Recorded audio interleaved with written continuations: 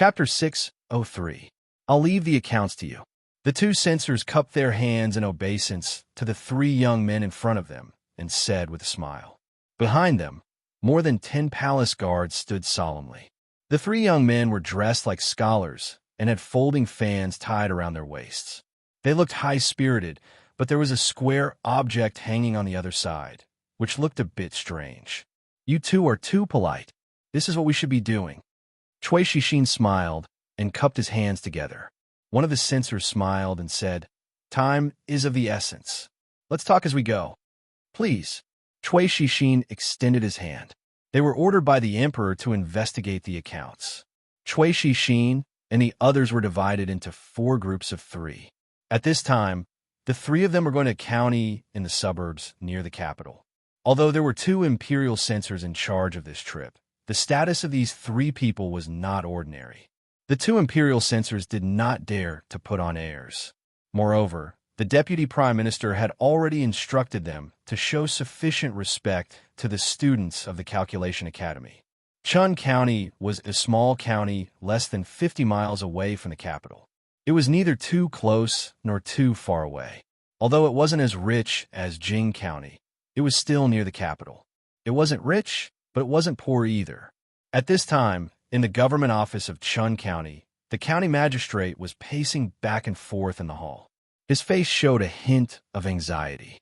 After a while, he raised his head and asked, "Are they coming today?"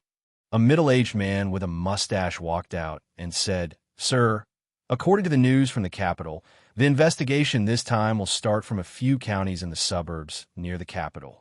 Shin County will be the first to bear the brunt. There should be people arriving today." County Magistrate Zhao looked up at him and asked, "Advisor Ma, do you think this time is safe?" Advisor Ma smiled and said, "Sir, don't worry. That person is an expert in accounting. He does things flawlessly. Even the emperor can't find anything wrong with the account books in his hands." Advisor Ma looked at him and asked, "Sir, did you forget that there were also censors who came to investigate the accounts before the new year? They stayed in the household for 3 days, but in the end, they found nothing." Hearing this, County Magistrate Zhao was finally relieved and said, "That's true. Those useless imperial censors are far from being able to investigate our accounts." As soon as he finished speaking, a yamen runner came forward to report that the useless imperial censor of the capital had arrived. "Please, sirs, I've been waiting for you for a long time." County Magistrate Zhao greeted them with a smile and cupped his hands.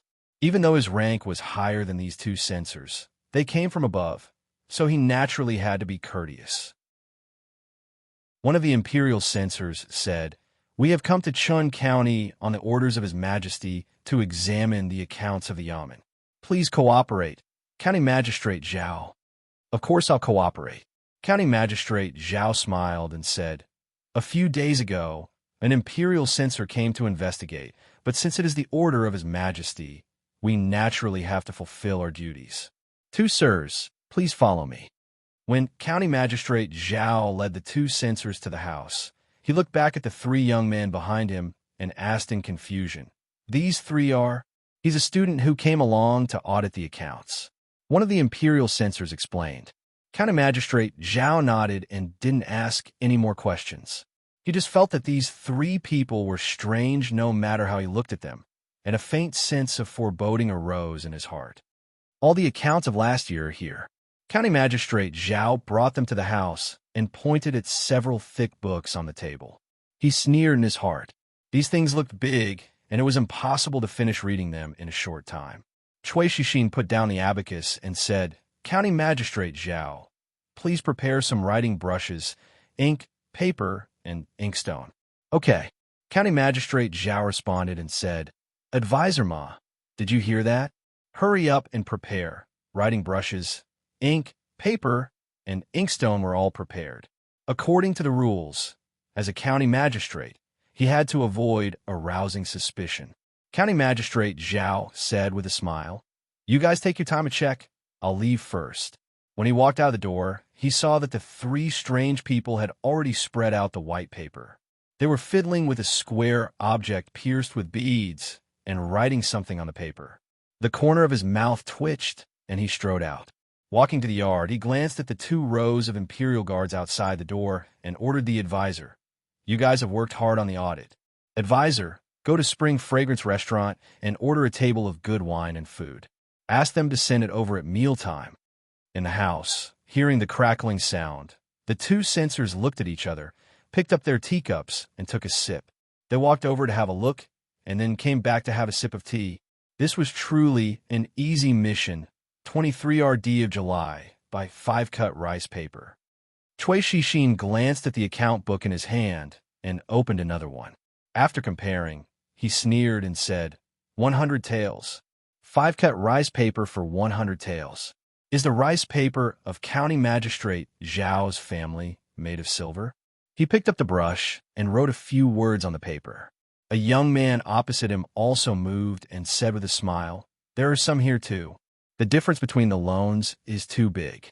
It's too naive to think that such a clumsy method can fool us." The 2 censors were stunned for a moment and then immediately put down their teacups. "So fast. Also found 2 here." The last young man smiled and said, "Hurry up and work, and you can go back earlier. I'll treat you to dinner at Drunken Moon Restaurant tonight." "That's great." The 2 of them laughed, and the crackling sounds of their hands became even louder. County Magistrate Zhao sat in the back hall for 2 hours. He couldn't get rid of the bad feeling in his heart. In annoyance, he walked to the front hall. Just as he stepped out of the door, he saw the 2 censors and the 3 young men coming out of the house. He was stunned for a moment and then immediately greeted them with a smile. He couldn't even finish reading half of the account book in 2 hours. So, the checking of the account books was actually just a formality? It seemed that he had worried for nothing. The smile on his face was even brighter. He walked forward and said, "You must be tired from checking the account books. I've just asked people to prepare a banquet. You might as well eat before you leave. Otherwise, it will be my negligence." The censor looked at him coldly and said, "Arrest him." While County Magistrate Zhao was stunned, the 2 Imperial guards had already pressed his shoulders. County Magistrate Zhao immediately shouted, "What are you doing?" "What are we doing?" The censor sneered and threw a few pieces of paper on his face. He said, "Zhao Bin, in 1 year, 7,000 taels of silver have been embezzled by you." Hearing this, County Magistrate Zhao's body shook violently. When his eyes swept over the papers on the ground, his expression was extremely frightened and then immediately turned pale. "Thank you 3 for today." A censor cupped his hands to Chui Shixin and the other 2 and said, "When we return to the capital, we will definitely ask for your merit in front of His Majesty." "Thank you very much, Your Excellencies." Chui Shixin smiled and cupped his hands. A trace of a smile also appeared on the faces of the 2 behind him. That Li Yi really didn't have any conspiracy and gave them such a great merit for nothing. Could it be that he was showing goodwill to them and His Highness, the King of Shu? Dream on. Fong was really possessed. He thought that he could throw mountains of gold and silver at him one by one just because he had mastered the method of turning sand into colored glass. He didn't know that the rarer something was, the less valuable it was. If there were too many of them, they wouldn't be valuable anymore. He could only take advantage of the beginning to make a huge profit. Mercilessly smashed Fong's dream. When he turned around, he saw the proud Lolita sitting at the door and looking at him. Li Yi walked over and looked at her. He asked, "Why do you keep looking at me these days? How do you know that I'm looking at you if you don't look at me?" The proud Lolita glanced at him and hummed a little tune, leaving him with an extremely cool back view. Li Yi stared blankly in a certain direction until her figure disappeared. Then he slowly withdrew his gaze. Could it be that the age of 12 was the dividing line between a Lolita and a young girl? The proud Lolita, who had just turned 12, seemed to be becoming more and more feminine. Chapter 604. The county magistrate of Chun County had embezzled nearly 10,000 taels of silver in 1 year. He was caught red-handed by the Imperial Guards and escorted to the capital. Wang County. One of the Imperial censors cupped his hands in salute to the county magistrate and smiled. Magistrate Shui is an honest and upright official. You're truly a role model for our officials. These accounts are clear, and there are no problems. It is my duty. You flatter me. Magistrate Shui smiled. We still have duties to perform and will not stay here any longer. Farewell. The censor said to the county magistrate and turned to the three young men behind him. Let's go. I will see you out. County Magistrate Shui escorted those people to the door. When the two censors turned around, he nodded to one of the young men in an unnoticeable manner. Qinghe County, 3,000 taels of silver in half a year. Magistrate Wei, you are very capable. The censor named Wan Su looked coldly at the magistrate and waved his hand. Arrest him. They had just checked the accounts of Qinghe County and found that there was a deficit of 3,000 taels of silver. The accounts involved were all handled by this magistrate. According to the emperor's decree, anyone who embezzled more than 1,000 taels of silver could be arrested on the spot and escorted to the capital. Magistrate Wei was pressed on the shoulders by two imperial guards. He looked at a young man behind him and said loudly, I recognize you. Zheng family. You're from the Zheng family. Didn't I reject your offer? How dare you frame me like this? I will definitely seek justice from the emperor. Take him away. Wan Su snorted. The students from the Abacus Academy had been ordered by the emperor to help them check the accounts. In reality, they were no longer helping. Without them, the mission would not have gone so smoothly. The deficit accounts were clearly displayed. No matter what personal grudges they had, corruption was corruption and there was no way to argue against it. Courting death. Seeing Magistrate Wei being escorted away, Zheng Zijian's mouth twitched. He held the abacus in one hand and followed the others out of the county government. Within a day, 3 officials were escorted to the capital for corruption. The officials in the counties near the capital were in a state of panic. The people in the yamen of the capital who had not been found finally began to panic. Every year, the imperial court would send people to check the accounts, but in reality, there were very few results. How could those who had the guts to make a fuss about the accounts be found out so easily? However, this time His Majesty seemed to be serious. He asked the students of the Divination Academy to help him check the accounts. The imperial court had not been able to find anything for many years. Once they got involved, everyone knew that such a thing would happen because of those students. Bastards, this is how they work for the imperial court. In the hall of diligent government, Emperor Jing slammed the table with a gloomy expression. In just one day, he had uncovered a case that involved tens of thousands of taels of silver. The national treasury was in a tight spot, and in recent days, he had been meticulously calculating every single coin he had. However, he did not expect that these officials would be so daring in corruption.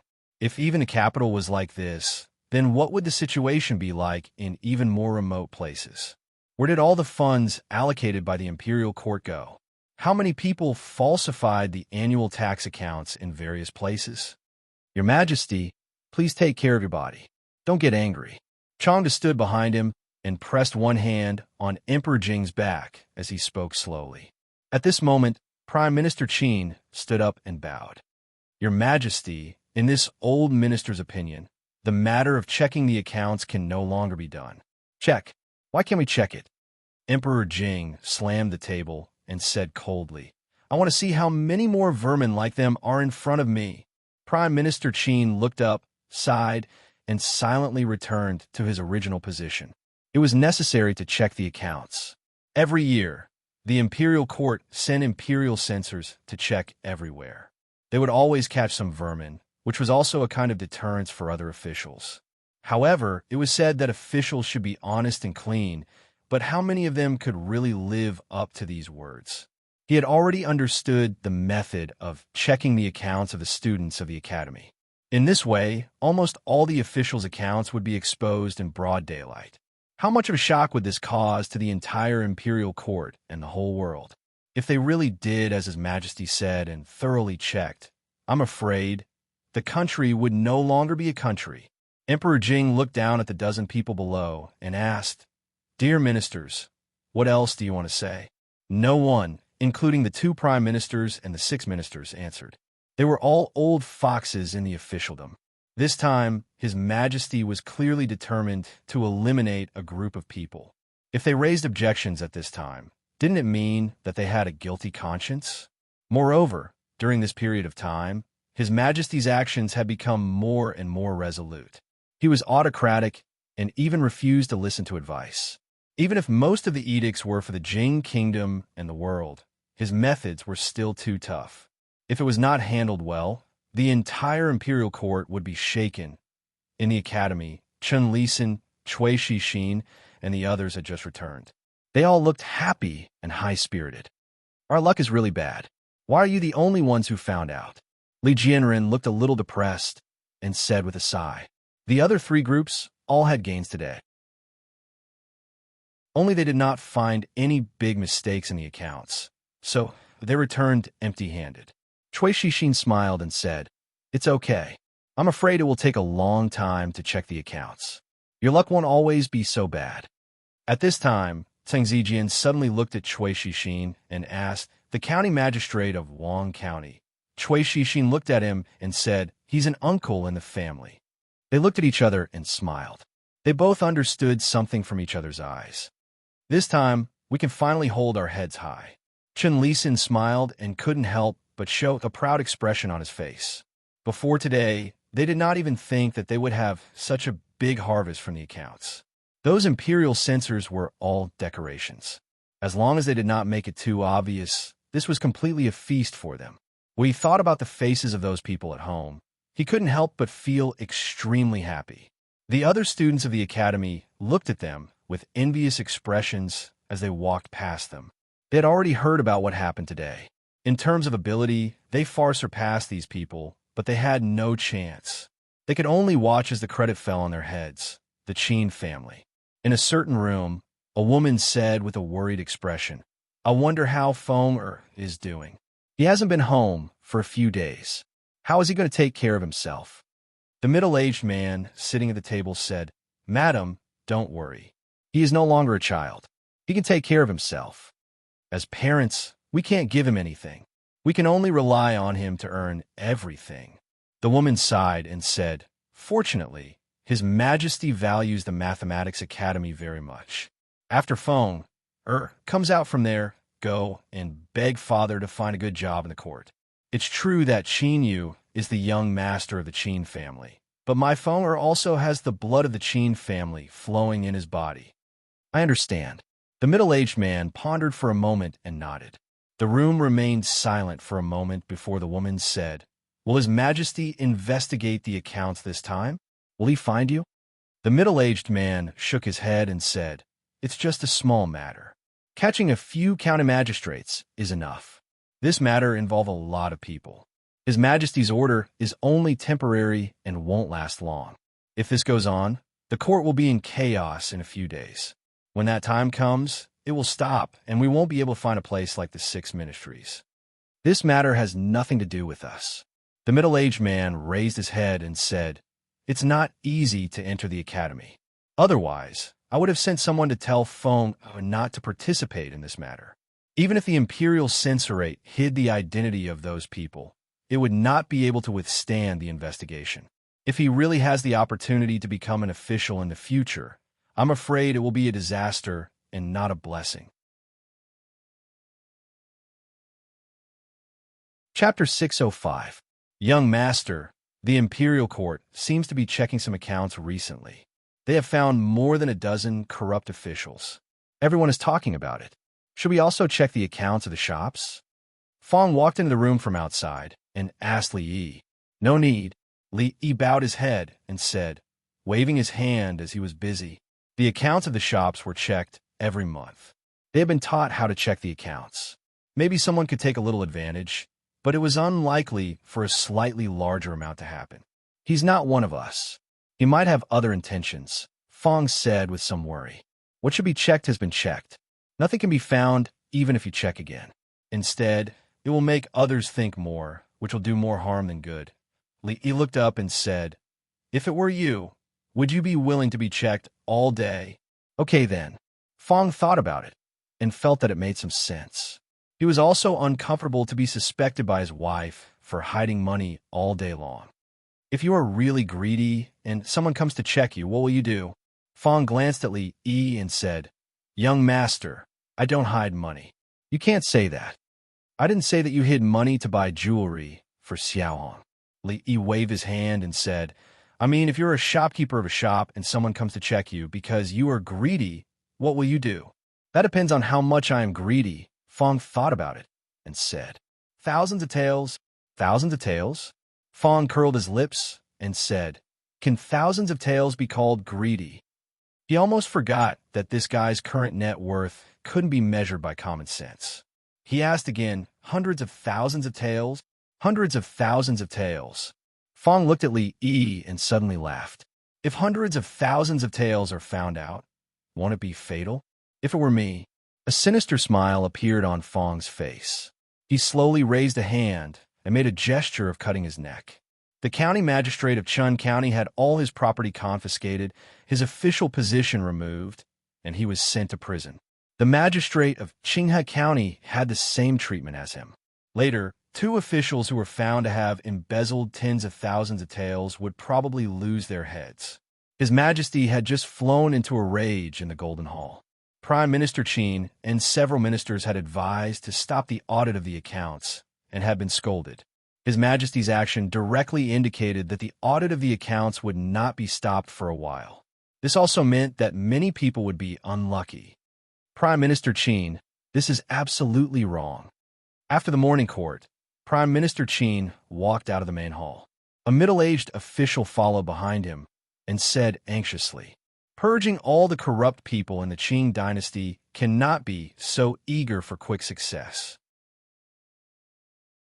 If His Majesty continues to be so radical, the imperial court will fall into chaos in less than half a month.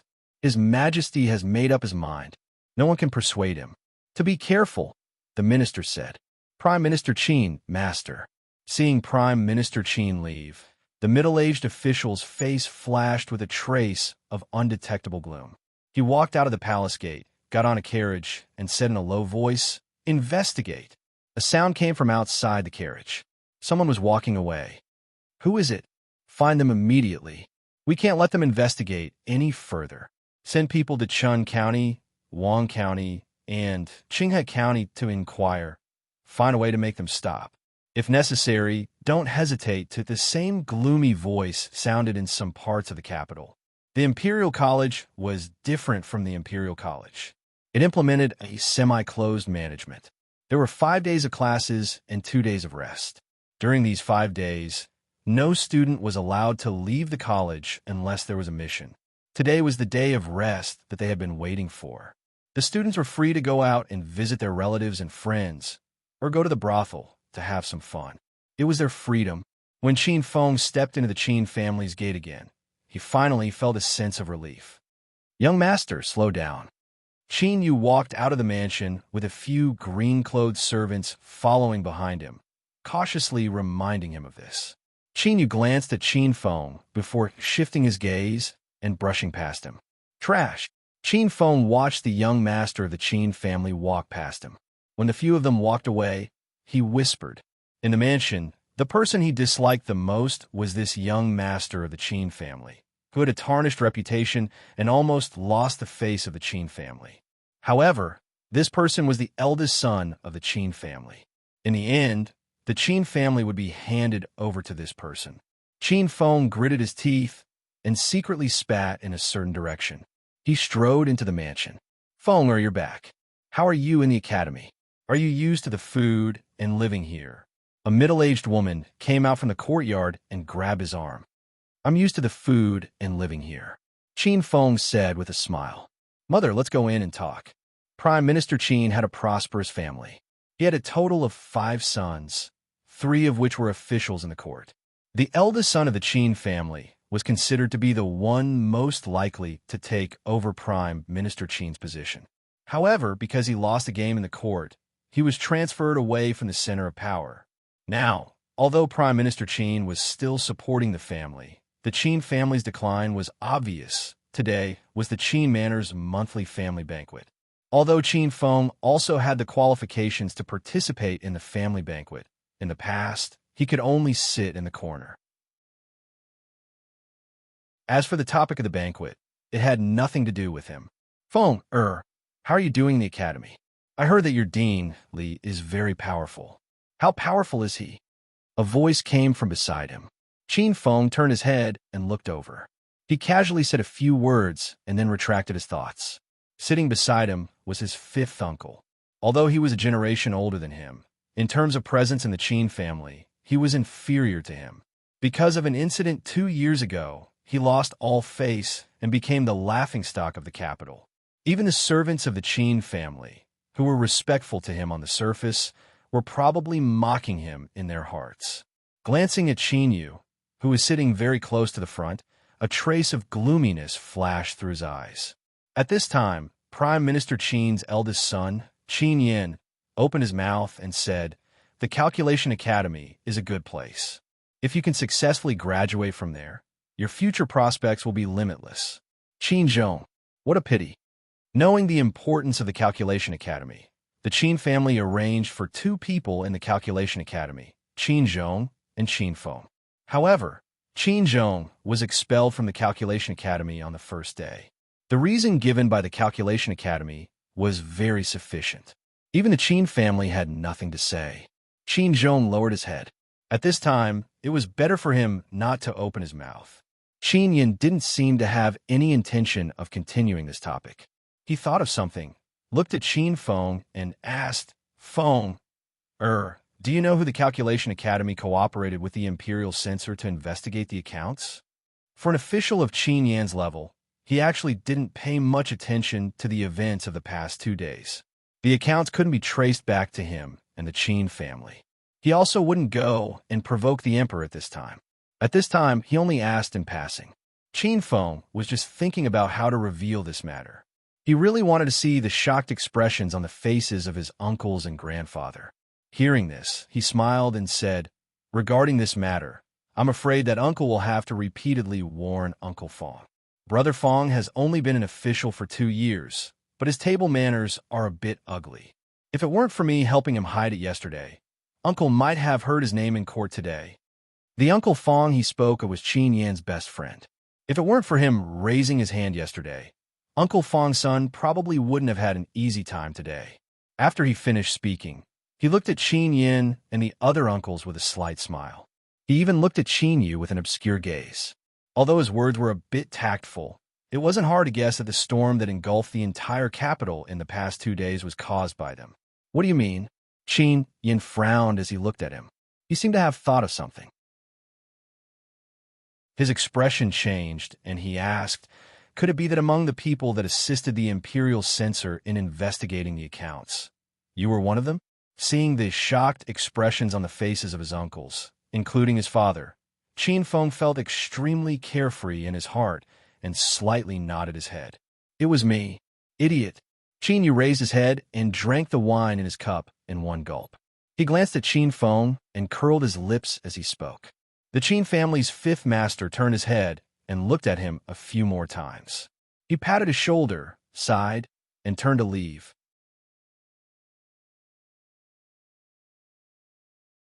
Chapter 606. Why?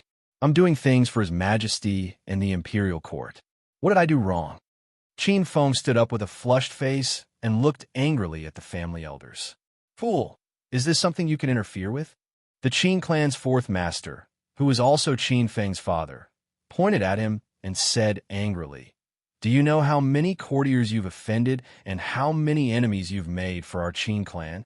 Qin Feng originally thought that he would receive praise from everyone, but he didn't expect to be reprimanded instead. Qin Feng's heart was filled with anger. The Qin clan was Qin Yu's Qin clan, not his Qin clan. His future had to be fought for by himself. This was his opportunity, an opportunity that he couldn't obtain in the clan. He looked straight at his father and said loudly, "This is an order from His Majesty. What does it have to do with the Qin clan? The situation in the Imperial Court is very complicated. Do you really think this matter is as simple as an audit?" Qin Yin looked at him and said in a deep voice, "Your investigation has directly pushed our Qin clan to the opposing side of all the courtiers. Also, the Chen clan, the Chui clan, the Zhang clan. You've caused a great disaster this time." Qin Yan's face was incomparably gloomy. This disaster not only implicated their clans, but also the king of Shu behind them. Li Yi's method of killing with a borrowed knife was too sinister. Qin Xiang, who was sitting at the head of the table, stood up and said slowly, "There's no need to go to the academy tomorrow. You're not allowed to interfere in this matter." Qin Feng's face was filled with dissatisfaction. Just as he was about to speak, a Qin family servant rushed in from outside and said, "Not good. The Chen family's Li Sun, young Master Li Sun, was poisoned to death when he was eating at Drunken Moon restaurant." When everyone in the hall heard this, their expressions changed. Qin Feng was stunned for a moment and looked over in disbelief. Chen Clan's Chen Li Sun was eating with friends at Drunken Moon restaurant. After eating and drinking, he walked out of Drunken Moon restaurant. After a few steps, he collapsed, foaming at the mouth, and his face turned green. Not long after, he lost consciousness. Fortunately, there was a clinic nearby. After he was carried in, they immediately diagnosed that he had been poisoned. They tried several methods to detoxify the poison, but to no avail. In the end, they pinched his mouth and forced 2 liters of feces into his mouth. After vomiting for a while, he finally woke up. Chun, who had finally woken up, fainted again when he saw the filthy scene in front of him. He was still unconscious until now. After the incident, everyone in Drunken Moon Tower, from the shopkeeper to the waiters and cooks, were captured. However, several hours had passed, and the government still did not get any useful information from their mouths. They only knew that a new chef had been recruited yesterday. After the incident, there was no more news about that chef, as if he had completely disappeared from the world. Just a few days ago, the son of the minister-counselor of the Ministry of Rights was poisoned to death. This matter had not been completely settled yet, and now another son of the Chun clan had been poisoned. Just as everyone was wondering if the mastermind behind the scenes was making another move, another matter came out. The second son of Assistant Minister Li of the Ministry of Works, Li Jianren, had carelessly fallen down the stairs while visiting a brothel. One of his legs had been broken, and he was still lying unconscious in his home. The palace had just sent an imperial doctor over, and it was unknown whether he was dead or alive. If this matter did not attract the attention of the people, then when Chui Shixin of the Chui clan was almost run over by a speeding carriage on the street, no matter how slow the people's reactions were, they should have known that something important had happened. "How is it?" In the Qin clan, Qin Yin walked up and asked when he saw his third son return. The middle-aged man walked over and said, "The Chun clan has already gone over. Li Sun has already woken up, but he has been vomiting non-stop." The Qin clan was worried that something had happened to him, so they had someone knock him unconscious. "What about the Li clan?" Qin Yin asked again. The middle-aged man opened his mouth and said, "Li Jianren. The imperial doctor said that if he can wake up tomorrow, he will be fine." Qin Yan's eyebrows jumped. "Then what if he doesn't wake up?" "If he doesn't wake up," the middle-aged man sighed and said, "then he will never wake up again. The Li clan is in a mess right now.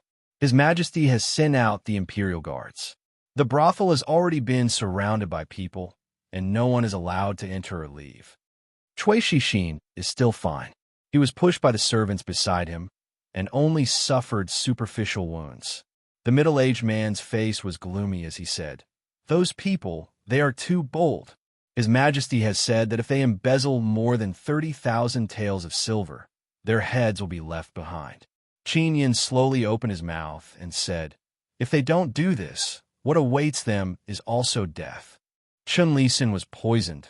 Li Jinren's life and death were unknown, and Chui Shixin was almost run over by a carriage on the street. Behind the two of them, Qin Feng stood there, his lips pale, his body trembling, and waves of dizziness assailed him. Qin Yin turned his head to look at him and asked, "Now, do you know what stupid things you have done?" Thump! Qin Feng's legs went soft, and he knelt down. Chen Lisin, Chui Shixin, Li Jianren, the 3 famous hedonistic young masters of the capital met with misfortune at the same time. After the authorities got involved in the investigation, they naturally dug out many details that people didn't know. For example, they were all students of the Mathematics Academy. Another example was that they all participated in helping the Imperial Censorate investigate the accounts. After knowing this information, the matter couldn't be any more obvious.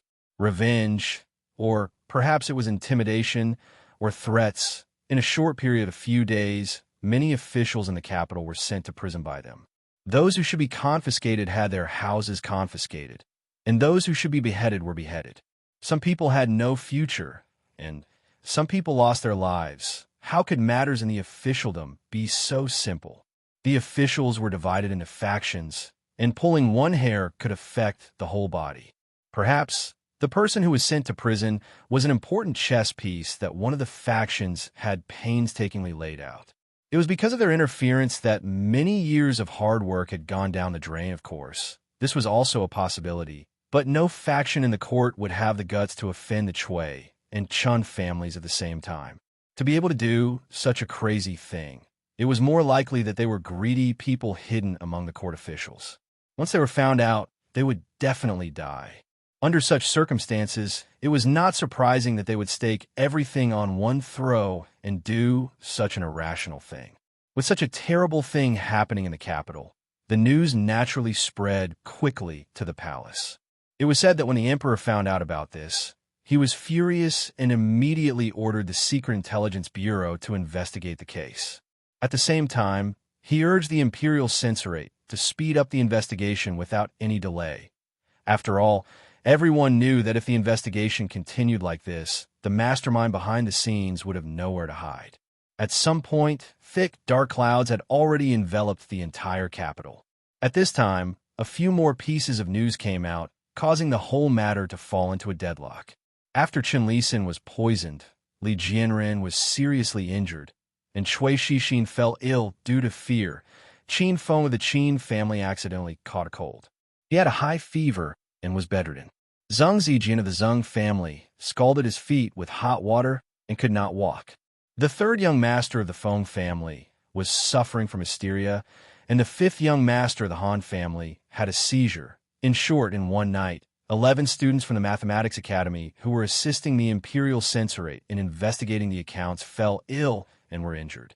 The injuries were very sudden, and the illness was very clever. It was not life-threatening, but it was likely that they would have to recuperate at home for a long time.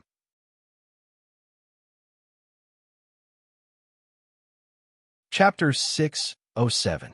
Qin Feng lay on the bed, his face pale. Although the weather was much better than the cold winter, standing naked outside in the middle of the night was still extremely painful. Why? I don't believe that those people are so daring. His Majesty will definitely send more guards to protect us. I don't understand. He gritted his teeth and said with a trembling voice, "This country belongs to His Majesty. Disobeying the Emperor's orders is simply a dead end." Qin Feng's father, Qin Lang, stood beside the bed and looked at him. He said indifferently, "Feng, do you know where you are worse than Qin Yu?" As soon as he finished speaking, Qin Feng suddenly raised his head. Qin Lang looked at him and said, "You want to be valued by His Majesty. This is not wrong. If it was 10 years ago, or even 5 years ago, I wouldn't have stopped you. But now, how long can this country stay in His Majesty's hands? Could it be?" Qin Feng's expression changed. Before this, his father had never told him about these things. Qin Lang looked at his pale son and sighed. He said slowly, "After this incident, you should obediently stay in the mathematics school. When the time is right, you will naturally have a bright future. Don't do these things anymore. Does it still hurt?" Zheng Zijin's feet were wrapped in a thick white cloth. A luxuriously dressed woman walked in and asked with a worried face. Zheng Zijin gritted his teeth and said, "No, it doesn't hurt anymore. How can it not hurt when it's boiling water?" A middle-aged man walked in from outside the door. He coldly snorted and said, "Making you unable to get off the ground for 2 months is already very light. Otherwise, you will end up like the two from the Chun and Li families." Thinking of Chen Lisin and Li Jianren, Zheng Zijin lowered his head, and a trace of fear appeared on his face. Feng family. The current head of the Feng family warned his third son, "Remember, you are suffering from hysteria. Without my permission, your hysteria cannot be cured. Forget it Don't go to the mathematics school for the time being. In the Han clan, a young man said with a bitter expression, "Father, why did you say that I'm suffering from horse fever? Even if it's hysteria, it's fine. Horse fever. How am I supposed to live in the future?" The head of the Han clan snorted coldly and said, "Your hysteria has been used by the Phone clan. You just have to bear with it. It's better to be cured immediately than to die. For the next few days, you should also stay at home due to your illness.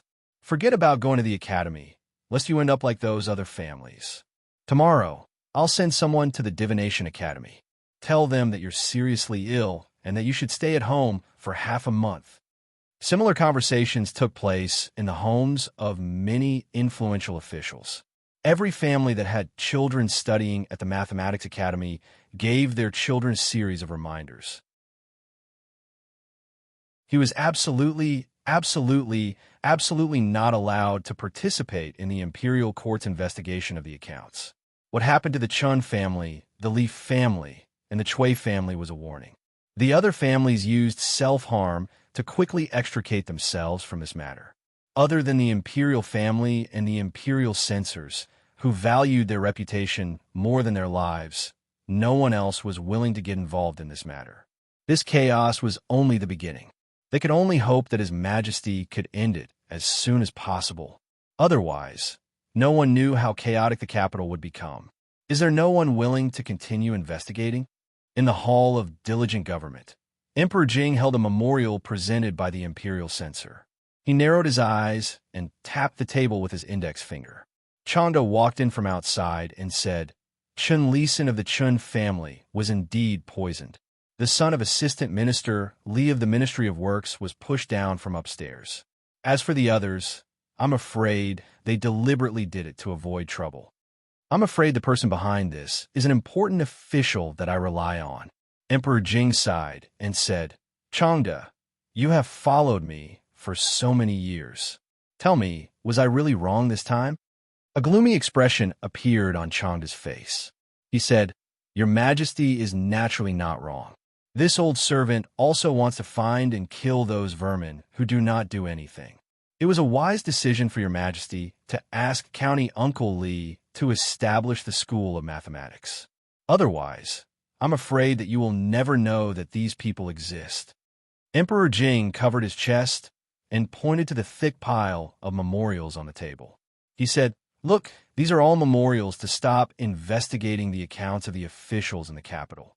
In the court, everyone is in a panic. If I really continue investigating, the court will be in chaos." Chanda raised his head, but did not say anything. Now that things had reached this point, only His Majesty could make a decision. Emperor Jing rubbed the space between his eyebrows and said, "What is Li Yi doing? Today is considered the school's holiday. He is resting at home." Chanda replied. Chanda thought for a moment and said, "What about when the school is not on holiday?" Emperor Jing asked again. Chanda thought for a moment and said, "He is also resting at home. Bastard, besides being lazy all day, what else can he do? He actually let Han an 11-year-old child, take care of such a big school of mathematics. Shanning and Yongning now spend more time with him than in the palace." Emperor Jing's face showed a trace of annoyance. He snorted coldly and said, "He really seized the opportunity to use public office for personal gain. The Chun family, the Qin family, the Chui family, the Zheng family. This time, he did not let any of them go. I'm afraid he had already expected such a result." County Uncle Li is never willing to suffer losses. Thinking of his speculation a few days ago, Chanda nodded slightly. If it were not for the families of those people who came to His Majesty to complain, these people would have all been eliminated on the day of the enrollment of the School of Mathematics. However, they tried their best and even made a certain promise to His Majesty to let these people enter the School of Mathematics. What was the result? It had not even been half a month since the School of Mathematics opened, but several people almost lost their lives because of this. The others did not hesitate to harm their bodies to avoid disaster. If they knew this would happen, why did they do it? Emperor Jing waved his hand and said, "Let him enter the palace to see me." Fong said with a face full of amazement, "Those people are really ruthless. I heard that the young master of the Chun family was poured with a lot of feces to save his life. There's also that be asterisk TCH Lee. When he went to the brothel, he almost fell to his death. The rest of the people were also injured and disabled. Yes, they are really ruthless. Li nodded and agreed with his words. He had met Qin Feng and Sang Zijian's students many times. They usually looked gentle, but when they attacked, they were really ruthless. They did not even let go of himself. Such people were too dangerous and not worth being friends with. What was more dangerous was the corrupt officials of the Jing Kingdom. They were so ruthless. The poor students of the School of Mathematics. If all of them were injured and had to lie at home for a few months, they would definitely fail the final exam. What would they do if they were kicked out of the School of Mathematics by Li Han? Wouldn't this make heroes bleed and cry? How sad. How sad. He really did not expect those corrupt officials to be so crazy. They learned from their mistakes. The students of the School of Mathematics could not be sent out. Otherwise, it would be pushing his students into the fire pit. If he had known that he would have to risk his life to check the accounts, he would have asked the Imperial Censorate for more money. This time, he had suffered a great loss. Thinking of his silver, Li felt a little heartache. When he saw Chang's face, his heart ached even more.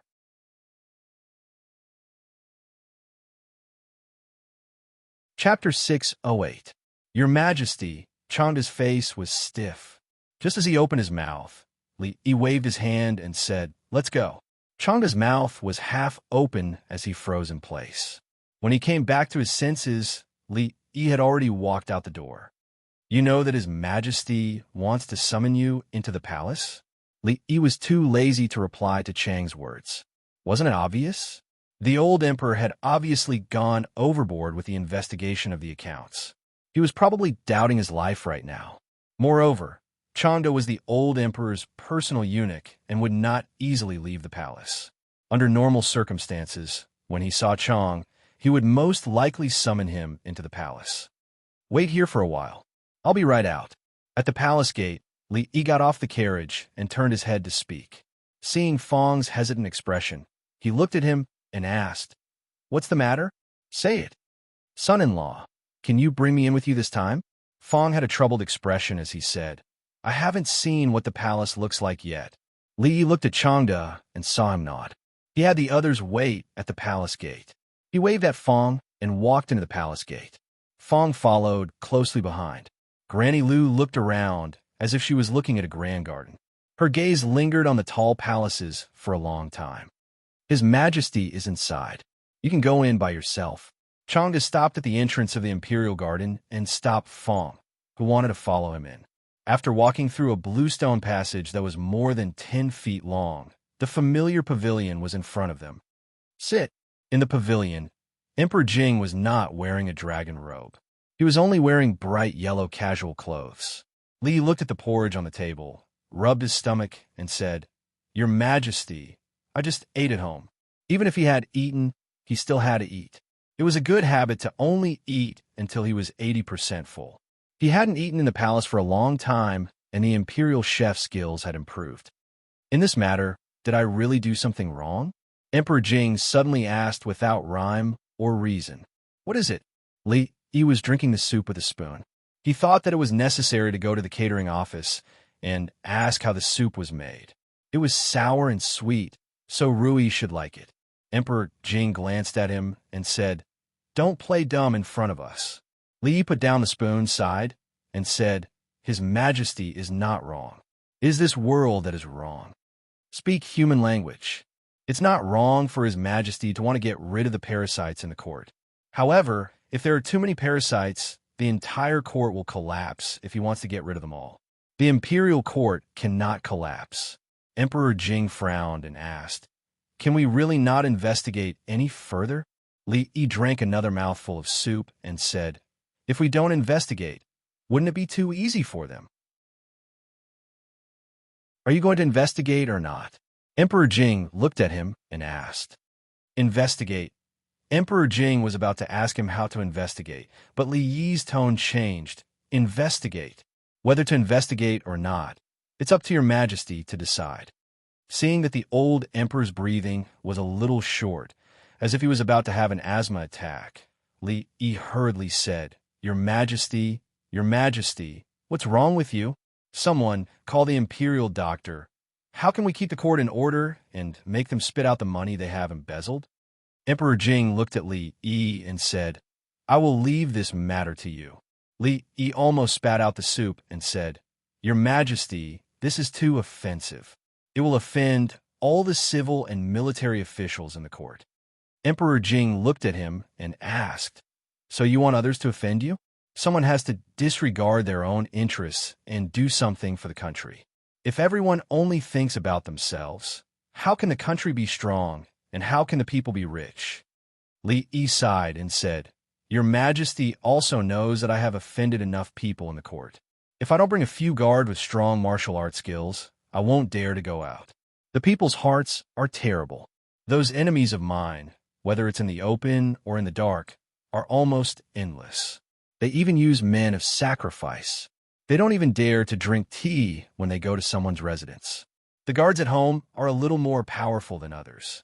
If I offend more people, I'm afraid there will be no place for me in the big Jing kingdom. Really? Emperor Jing frowned and asked, Your Majesty, believe it or not, if I walk home from the palace alone, Your Majesty will never see me again. I can't offend them. Li Yi said with a sigh.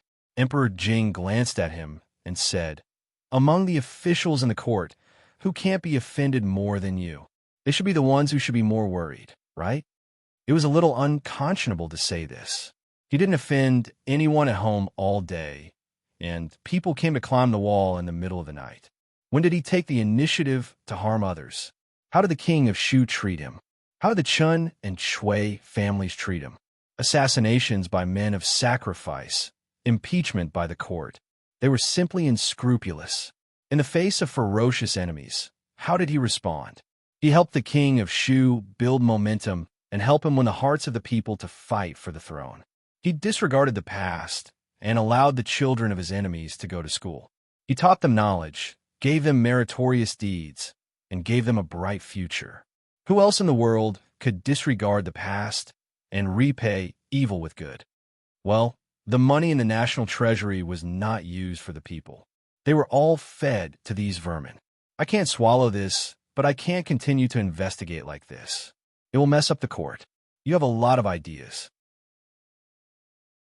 Help me with some ideas, and I won't care about you being lazy at home all day.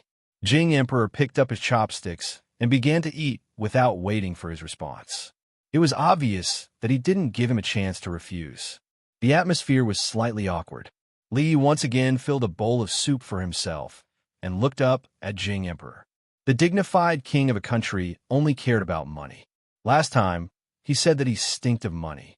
Now it seemed that he was the stinkiest one. Your Majesty, before that, I want to clarify that I am not being lazy at home. He put down the bowl and said, I am actually, Jing Emperor took out a crispy melon from somewhere and took a bite. He said, What? Haven't you thought of a reason?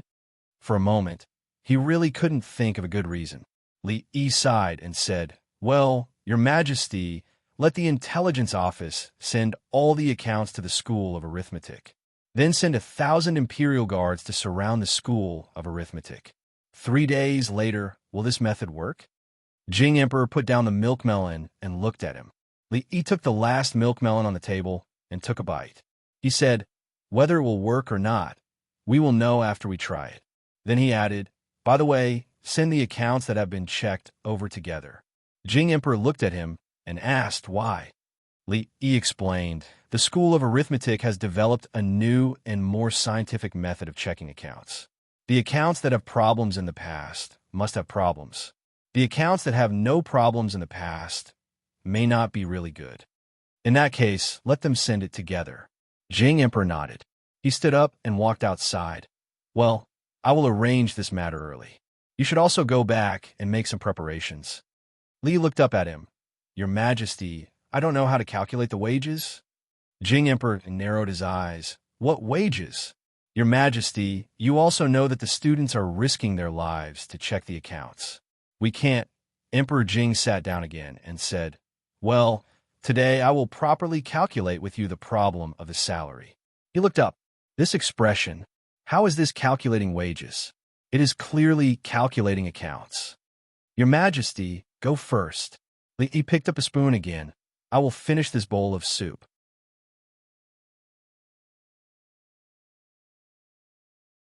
Chapter 609. Son-in-law, how much do you think it will take to build such a large palace? As the two of them walked out of the palace, Fong pointed to a palace not far away and asked. Li glanced at the palace and said, No amount of silver will do. Why? Fong was startled and quickly asked. This kind of palace can only be built by the royal family. If others build it, they will be overstepping the rules and will be beheaded.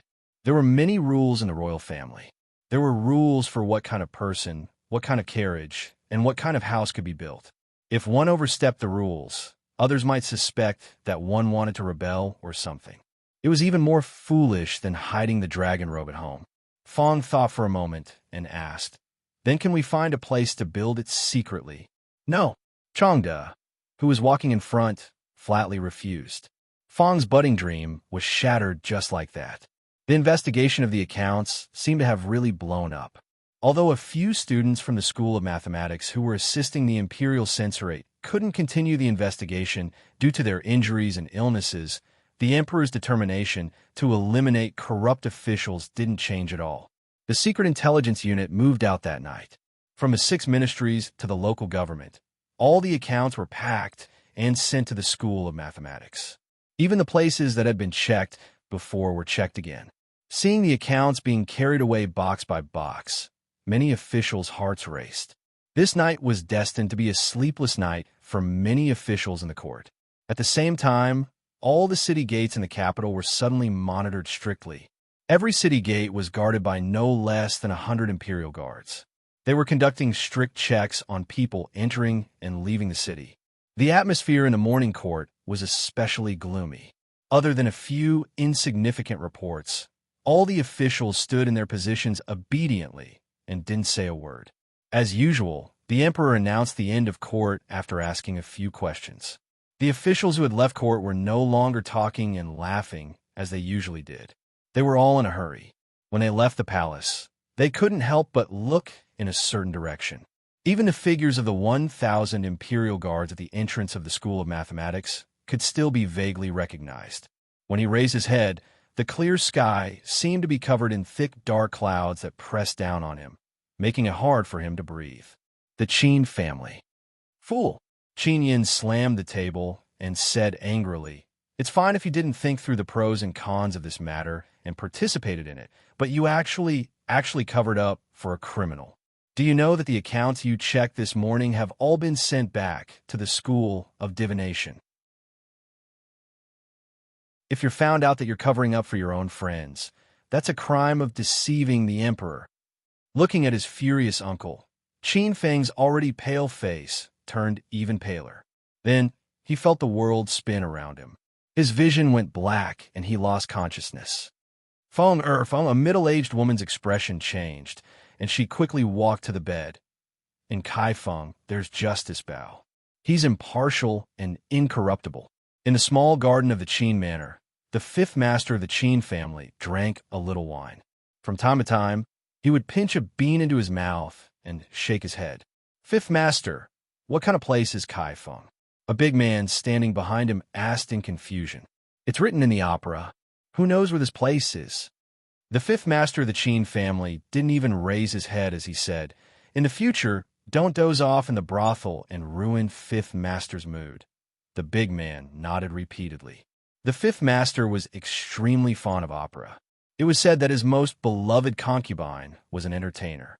Later on, she died for some reason. However, this hobby of the 5th master had never changed. The 5th master of the Qin family suddenly sighed and said, Feng, this child's brain is still too simple. If he becomes an official in the future, I'm afraid he'll be eaten by others until not even his bones remain.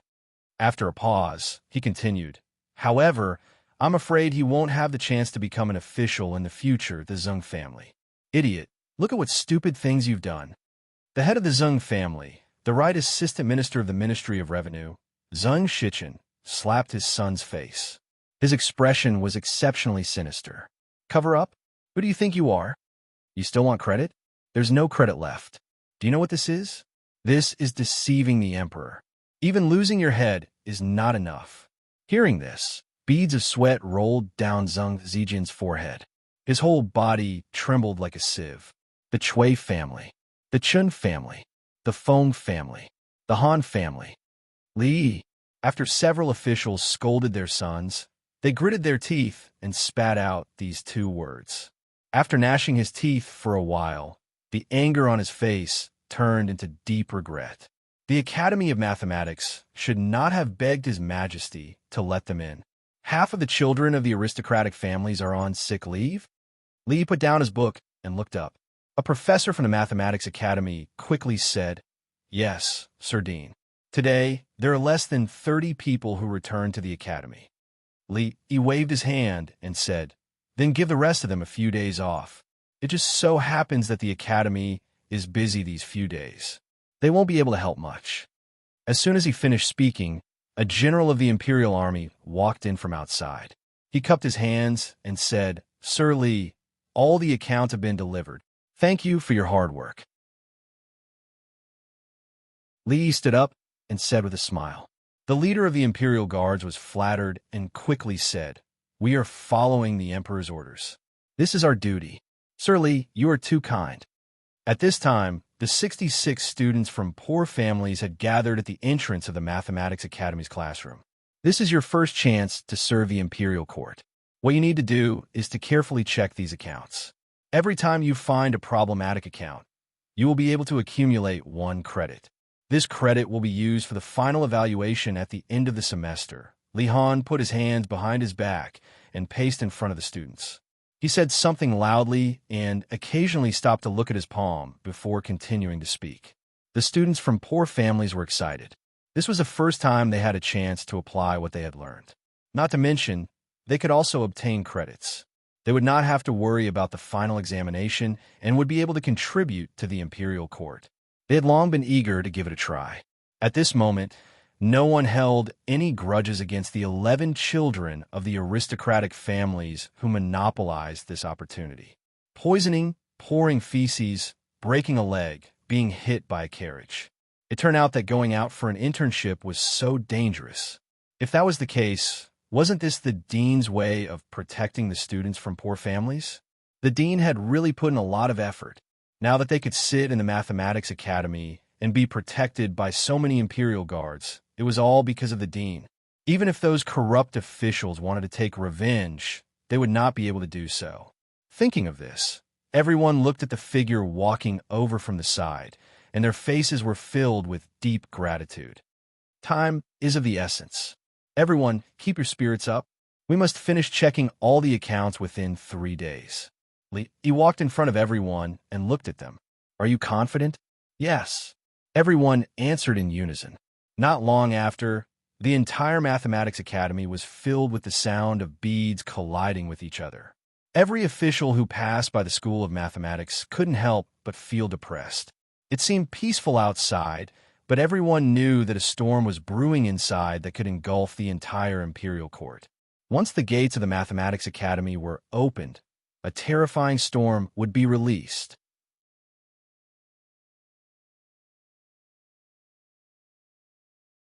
Chapter 610. Bang! Li knocked away Li Xian's East Wind and chose a card. 30,000. 2 days ago, the students of the arithmetic faculty had begun to calculate the accounts nervously. The officials of the Imperial Court were all on edge because of this matter. They couldn't sleep well or eat well. They had lost 5 kilograms in 2 days. As the dean of the arithmetic faculty, if he were to play mahjong in the faculty, it would be a little too much. Fortunately, the school was not far from the palace. Li Xian had been busy in the Academy of Sciences next door. Since the Princess Royal was playing mahjong, they needed one more player. Finally, they called the arrogant Lolita over. Win. The arrogant Lolita pushed down her card wall and smiled. Give me money, give me money. Yongning stood by Li Yi's side. Her heart ached as she passed a copper coin to Li Yi. In just an hour, the copper coin in her hand had been reduced by half.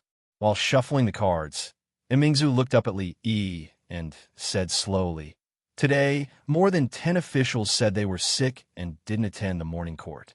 The morning court ended in less than a quarter of an hour." She paused and said, "If it drags on for a few more days, I'm afraid half of the people in the court will be gone. We'll know the result tomorrow." He looked at the cards. They were very good. He casually played a south wind. Now he just needed to wait for 6 or 9 rounds of winning. Win. The arrogant Lolita pushed down the card wall and said with a smile, "Give me money."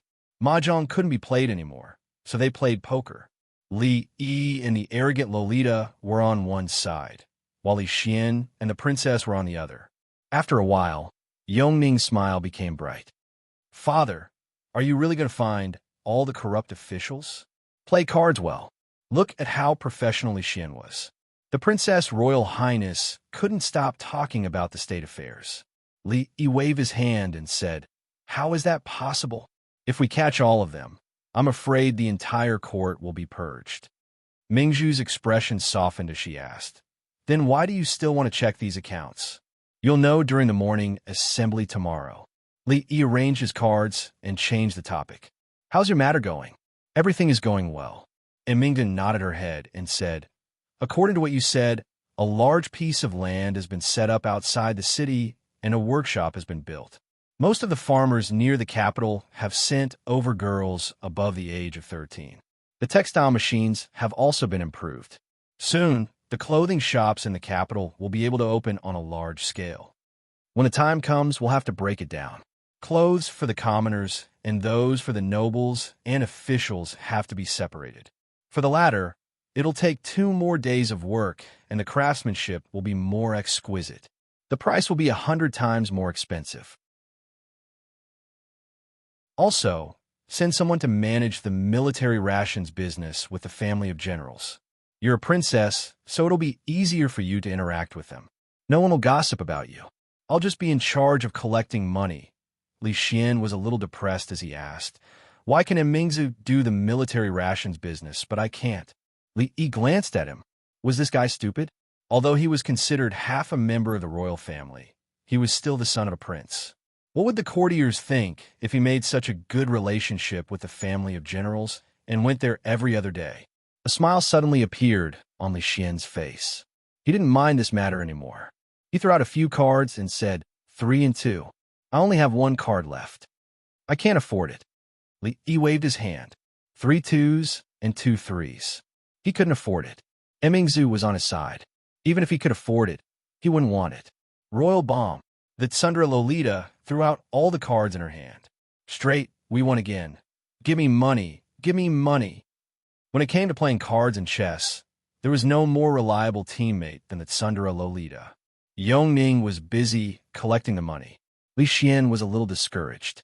He thought of something and asked, "Mingzhu, your birthday is coming soon. What present do you want this year?" This kind of question was wrong. Who would directly ask others what present they wanted? When the time came, they could directly give others a few million taels of silver. It would definitely be more shocking than any present. The Tsundra Lolita raised her head to look at Li Yi and asked, "Sir, what present do you intend to give my royal sister?" "My birthday is coming soon. Your present can't be worse than my royal sister's." "It's a secret for now." Li Yi actually didn't know when Mingzhu's birthday was. However, it was just in time this time. He should be able to prepare it soon. "My birthday is the same as Mingzhu's." Li Xian turned to look at Li Yi with a meaningful gaze. Li Yi cupped his hands at him. "Happy birthday." The second day, it's already the second day. In an official's mansion in the capital, a middle-aged man was anxiously pacing in the courtyard. There were a few blisters on his mouth. "Master, are you still not going to the court tomorrow?" A woman walked out of the house and said worriedly. The middle-aged man waved his hand impatiently and said, "No, I'm not going. Just say that I'm sick, very sick." As soon as he finished speaking, a servant came forward and reported, "Master, people from the palace have come." The middle-aged man's face immediately turned pale. His legs went soft, and he asked with a trembling voice, "Come." "How many came?" "1." The servant said. "Master, do you want to see him?" "No, no. Go ask him what's the matter." The middle-aged man waved his hand and quickly walked to the bed in the room to lie down. He used 2 pieces of old ginger to wipe his face. He immediately looked much weaker. Not long after, the servant came in from outside. "Left?" the middle-aged man asked. The servant replied, "He left." The middle-aged man got up from the bed and asked, "What did he say?"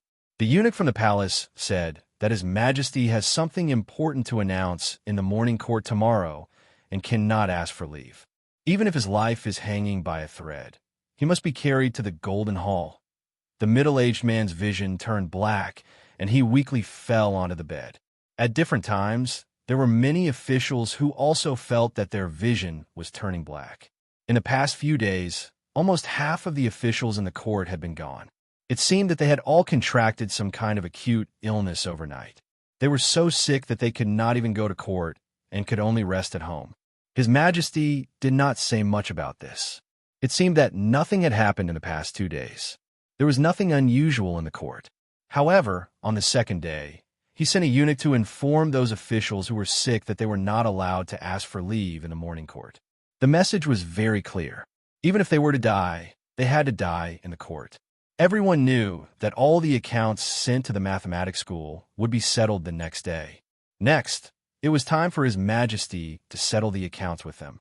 The various city gates of the capital had been tightly guarded by the imperial guards. It was easy to enter the capital, but difficult to leave.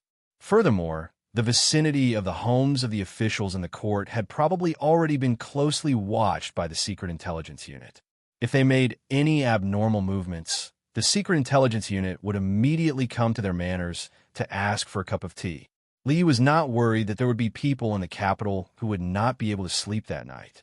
He was also not worried that their bodies would not be able to take it after not sleeping well for many days. He looked at the oval glass bead that Fong handed over. There were almost no bubbles inside. Although there was still a bit of color, it did not affect it much. In the past month, after many improvements in equipment and craftsmanship, he had finally pushed it to this step. He could finally use it to swindle money. He could finally use it to benefit the vast number of women in the capital. If we improve the craftsmanship, it will be even easier to swindle money. Li handed the glass bead to Fong and reminded him again. At the same time, a carriage loaded with boxes drove out of the mathematics school and straight into the palace gates.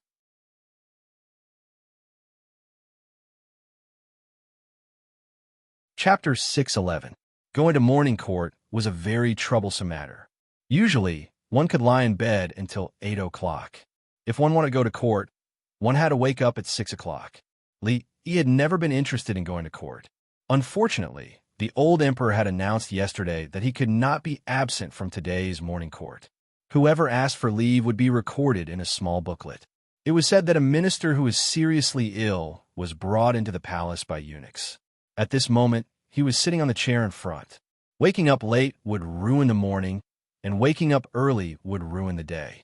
The consequence of waking up early was that he had to lean against General Shue's pillar for a while. He missed the bed in the Dew Hall. There was still some time before the morning court began. If he had known earlier, he would have gone to the eldest princess's place to lie down. Boy, don't stand out during the morning court. This matter is not something you can interfere with. General Shue patted his shoulder and warned him. Li yawned and opened his eyes. Don't worry, old Shue. I won't say a word today. I'll just lean against here and wait for the court to end. I'm serious this time. General Shue frowned and said, This time, His Majesty asked the divination school to investigate the accounts. Although you're not to be blamed, don't expect the court officials to remember your good deeds. This matter has become too big. Don't get yourself into any more trouble. I know, Li said seriously and continued to lean against the pillar to nap. Today's morning court session was a one-man show for the old emperor. No one could interrupt him. In the Golden Hall, other than a certain person leaning against the pillar and a few ministers who were given a seat because of their health, all the court officials stood quietly in their seats. Some had sallow faces and some had sunken eyes. It was obvious that they had not lived well these past few days. There were even some who seemed to have been sucked out of their spirits. They were extremely dispirited and looked up from time to time with eyes full of fear. Emperor Jing arrived an hour later than the appointed morning court time. It was not until Li Yi had caught up on his sleep that he saw him slowly walking out from the back of the hall accompanied by Changde. "Greetings, Your Majesty." Emperor Jing sat on the dragon throne, and the court officials bowed. Hundreds of people spoke in unison. No need for formalities. Emperor Jing raised his hand. There was no special expression on his face as he said, "Does anyone have anything to report today?" It was silent below. Everyone knew that the accounts had been checked, and the emperor would definitely fly into a rage at the morning court. Many officials in the court would not be able to safely hang their heads on their necks. However, at this moment, the emperor's calm attitude was really puzzling. Before figuring out the situation, who would dare to speak at this time? At this moment, an imperial censor stood up, bowed, and said, "Your Majesty, I accuse Chen Lisan, Qin Feng, and Cui Shixin of the Divination Academy of abusing their authority for personal gain. They relied on Your Majesty's trust to deliberately cover up the guilty officials during the account investigation a few days ago, disrupting the public's view and attempting to deceive Your Majesty." As soon as these words came out, several people in the court immediately became gloomy. However, many people were slightly stunned. They knew that Chen Lisan, Qin Feng, Cui Shixin, and the others had helped the imperial censor to investigate the accounts. They were the ones who had uncovered the corrupt officials that His Majesty had dealt with previously. However, they only knew about this matter and did not know that these people had actually done something to cover up. These playboys were really bold and presumptuous. Did they really think that they could do whatever they wanted just because they had families behind them? It should be known that if this matter was investigated further, it would be a crime punishable by death. The crime of deceiving Your Majesty was a crime that could not be punished. The imperial censor named Chen Lisan and the others, and then singled out the officials who had been covered up one by one. Many people in the court began to have strange expressions on their faces. This was really covering up. They had actually let off all the officials who were in the King of Shu's faction, but not a single one of the other factions had been left out. These playboys were even more daring than the elders and their families. At this moment, an official stood up and said, "Your Majesty, Cui Shixin and the others are only students of the college and not officials of the imperial court. They were working for the imperial court and were plotted against by villains. Regardless of what happened, they did not deserve to die. Although this official was also in the King of Shu's faction, he did not belong to the families behind these 11 people. He also had no connection with the officials who had been covered up. At this moment, only he could stand up and speak for these 11 people. Please show mercy, Your Majesty. Please show mercy, Your Majesty." After the imperial censor finished speaking, several more people stood up to plead for mercy for these people. There was only one reason, and that was to prevent this matter from being classified as deceiving the emperor. Otherwise, not a single one of these people would be able to escape. In fact, there were even 2 families with small numbers of people who would not be able to continue. Although the 11 of them have done meritorious deeds, their merits do not make up for their mistakes. They have sacrificed their work for personal reasons and covered up for their friends. Since they are not officials of the imperial court, from today onwards, these 11 people will be expelled from the College of Divination. The imperial court will never hire them again. Emperor Jing finally spoke, which made many people feel relieved. Never hiring them meant that they could only be playboys waiting to die in the future. They would never be able to enter the imperial court as officials. Although this result was still cruel, at least they could keep their lives. For big families like the Cui family, the Chun family, and the Qin family, the future of a collateral descendant was not a big deal. Of course, it was different for Lord Zeng of the Ministry of Revenue.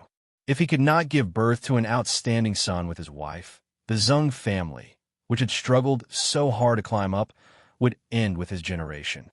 Cui Yuncan, the county magistrate of Wang County, Chun Qing, Tian of the Department of Granaries.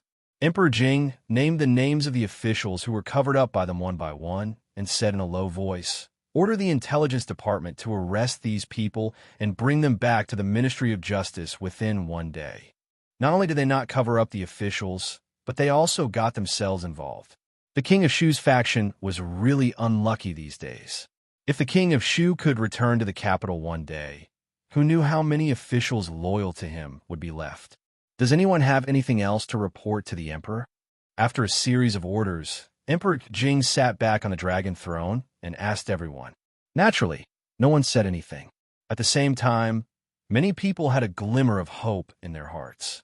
If no one else reported to the Emperor, then would today's morning court session end here? If so, didn't it mean that the Emperor would let bygones be bygones? Thinking about it, this case involved a wide range of people and almost covered the entire imperial court. How could the Emperor arrest everyone? If so, how many officials would be able to stand here tomorrow? Many people secretly breathed a sigh of relief in their hearts. They should have thought of it earlier. The law did not punish the masses. Although the current situation of the Jing Kingdom could not be considered as having internal and external troubles, it was not very good either. Moreover, the Emperor's body could not hold on for too long. According to the Emperor's character, the most important thing was to ensure the stability of the imperial court. How could he do such a radical thing at this time? This time, he probably just wanted to arrest a few examples to deter them. Unfortunately, this lucky thing happened to the officials of the King of Shu's faction. These days, they really should not have been so worried, since everyone has nothing to say. Emperor Jing stood up from the dragon throne and said, "Then, let me say a few words." His face suddenly darkened, and he said coldly, "Come, arrest the Assistant Minister of the Ministry of Rights, Chen Bo, the Left Assistant Minister of the Ministry of Revenue, Feng Yuan, the Director of the Du Branch, Haning, for me." Emperor Jing called out a total of nearly 10 people's names. In the crowd, these people, who had just relaxed, suddenly tensed up. They looked up and their faces instantly turned pale.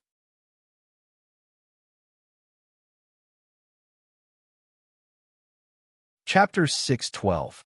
How dare you? The officials he had just called out had already been taken away by the imperial guards who had rushed in from outside. Emperor Jing looked down with a gloomy expression. In a few years, hundreds of thousands of taels of silver.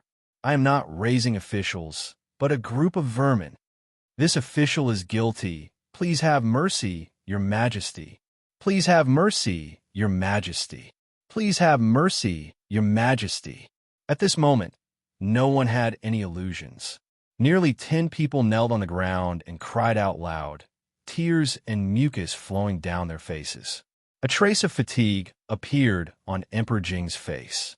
He waved his hand and said, "Remove these people from their official positions. First, take them to the Supreme Court and confiscate their property. Put everything into the national treasury." Soon, those people were taken away by the imperial guards. The court officials below were all silent. They looked at the ground and did not dare to raise their heads. The highest official that had been called out by His Majesty was a 4th-rank official. A little higher would be the Minister of the 6 Ministries.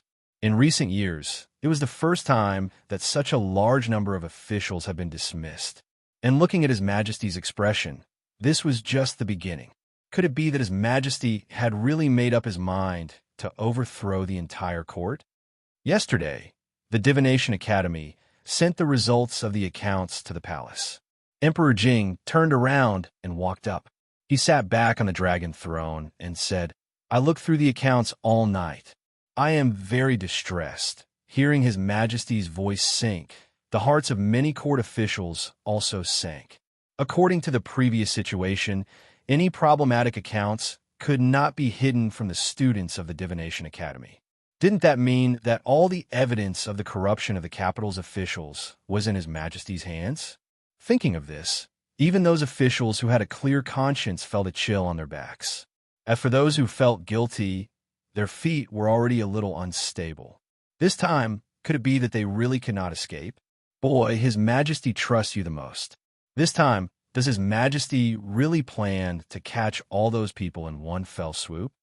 Old General Shui pushed Li and asked with a frown.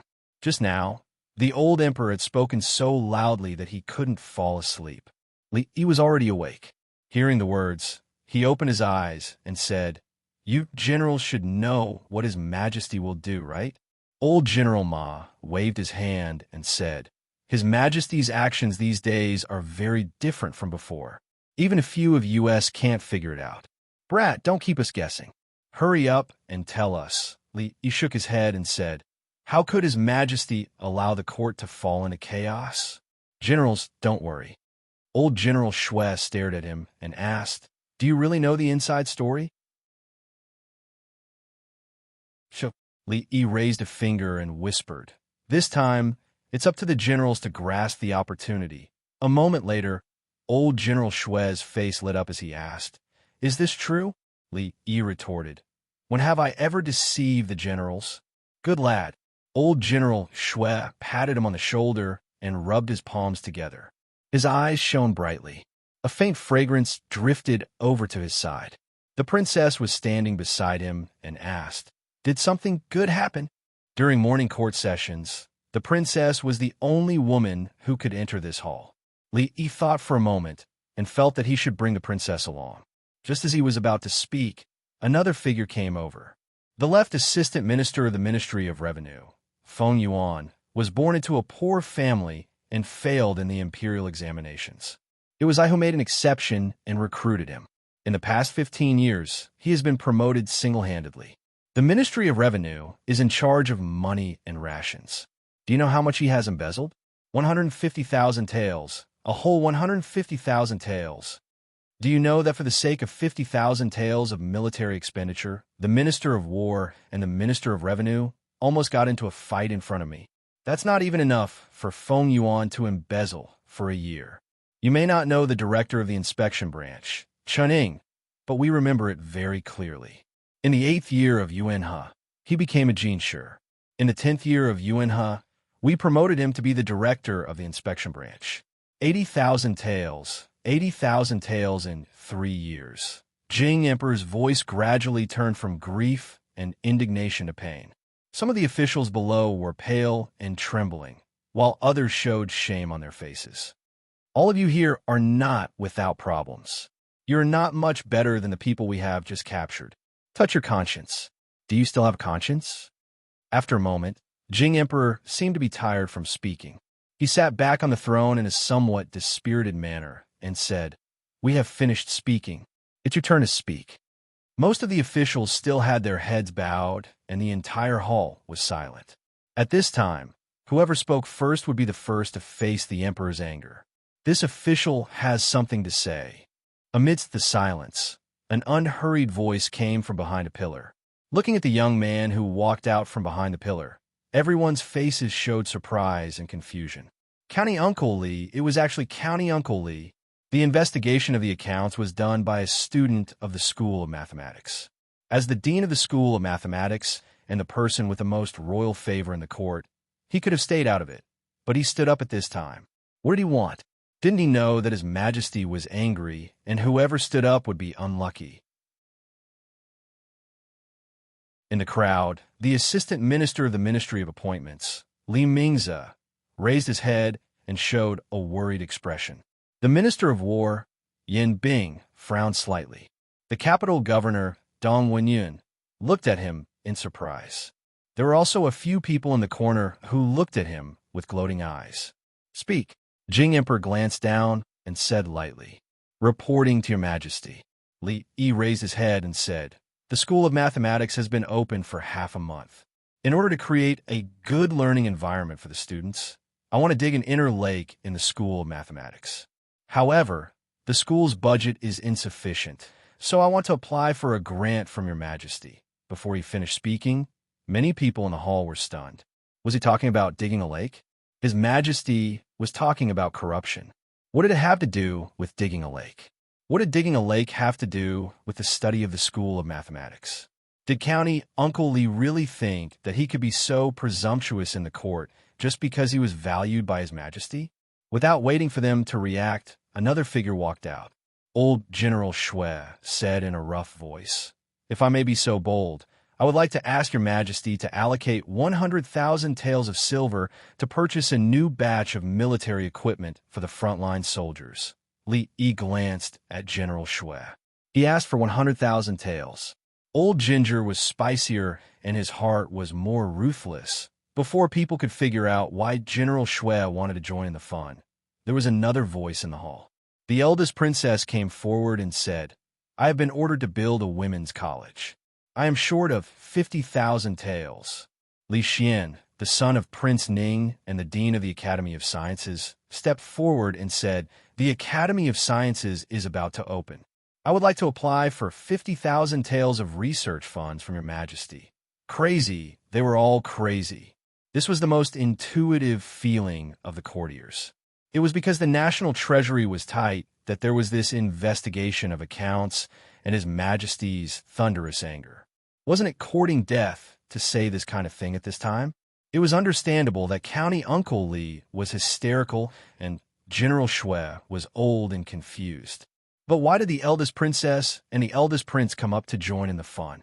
The expressions of many people in the imperial court immediately changed, and many people revealed expressions of schadenfreude. The next moment, Emperor Jing stood up and slowly said in front of everyone's eyes, "The new mathematics is very important to our Jing kingdom. The soldiers are fighting at the front line, and the ordnance is indispensable. The establishment of a women's college is also a matter for women.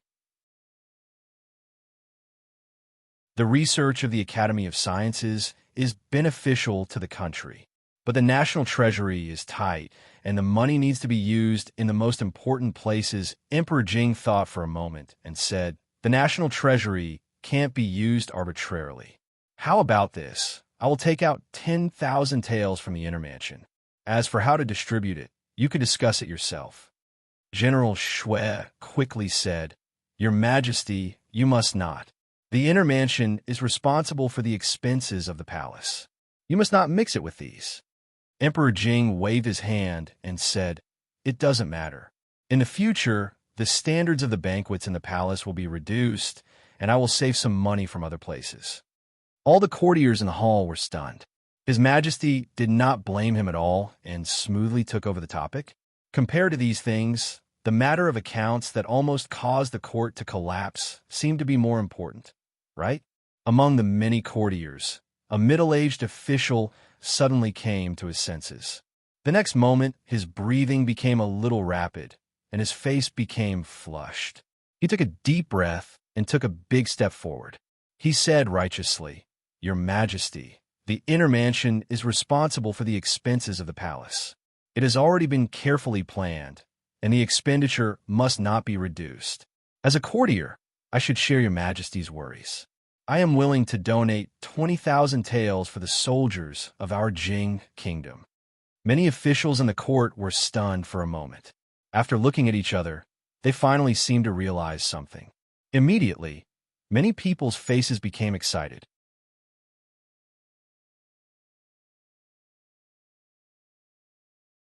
Chapter 613. At this time, if there were still people who did not understand the purpose of County Uncle Li's appearance, they were not qualified to stand in today's court. Of course, it was impossible for His Majesty to arrest all the corrupt officials in the court or drag them out to be beheaded. Not only would the court collapse, but the entire official system of the Jing Kingdom would also collapse. However, corruption was real. His Majesty could not pretend that he did not see it. If he downplayed it, this phenomenon would become more serious in the future. His Majesty needed a way out, and some officials in the court also needed a way out or a chance to atone for their crimes. Now, this opportunity had appeared. After an official from the Ministry of Revenue walked out, another official stood up and said with a serious face, "Your Majesty, the students of the Mathematics College are the future pillars of the court. I am willing to donate 5,000 taels to the Mathematics College." As soon as he finished speaking, another official followed. "I am willing to donate 8,000 taels to the Women's College. I am willing to donate 10,000 taels to the Academy of Sciences. Your Majesty has worked hard for the country and did not hesitate to reduce the expenditure of the inner residence. I am deeply ashamed and am willing to donate half of my family property. All the officials in the court had never been so patriotic and so loyal to the emperor. For the sake of sharing the emperor's worries, they would easily donate thousands of taels. In the future, it would definitely be a heavy stroke in the history books. During the reign of Jing He, the emperor was benevolent and reduced the taxes of many affected states, causing the national treasury to be empty. In the second month of the third year of Jing He, the officials were generous and donated nearly 1,000,000 taels of silver in one day.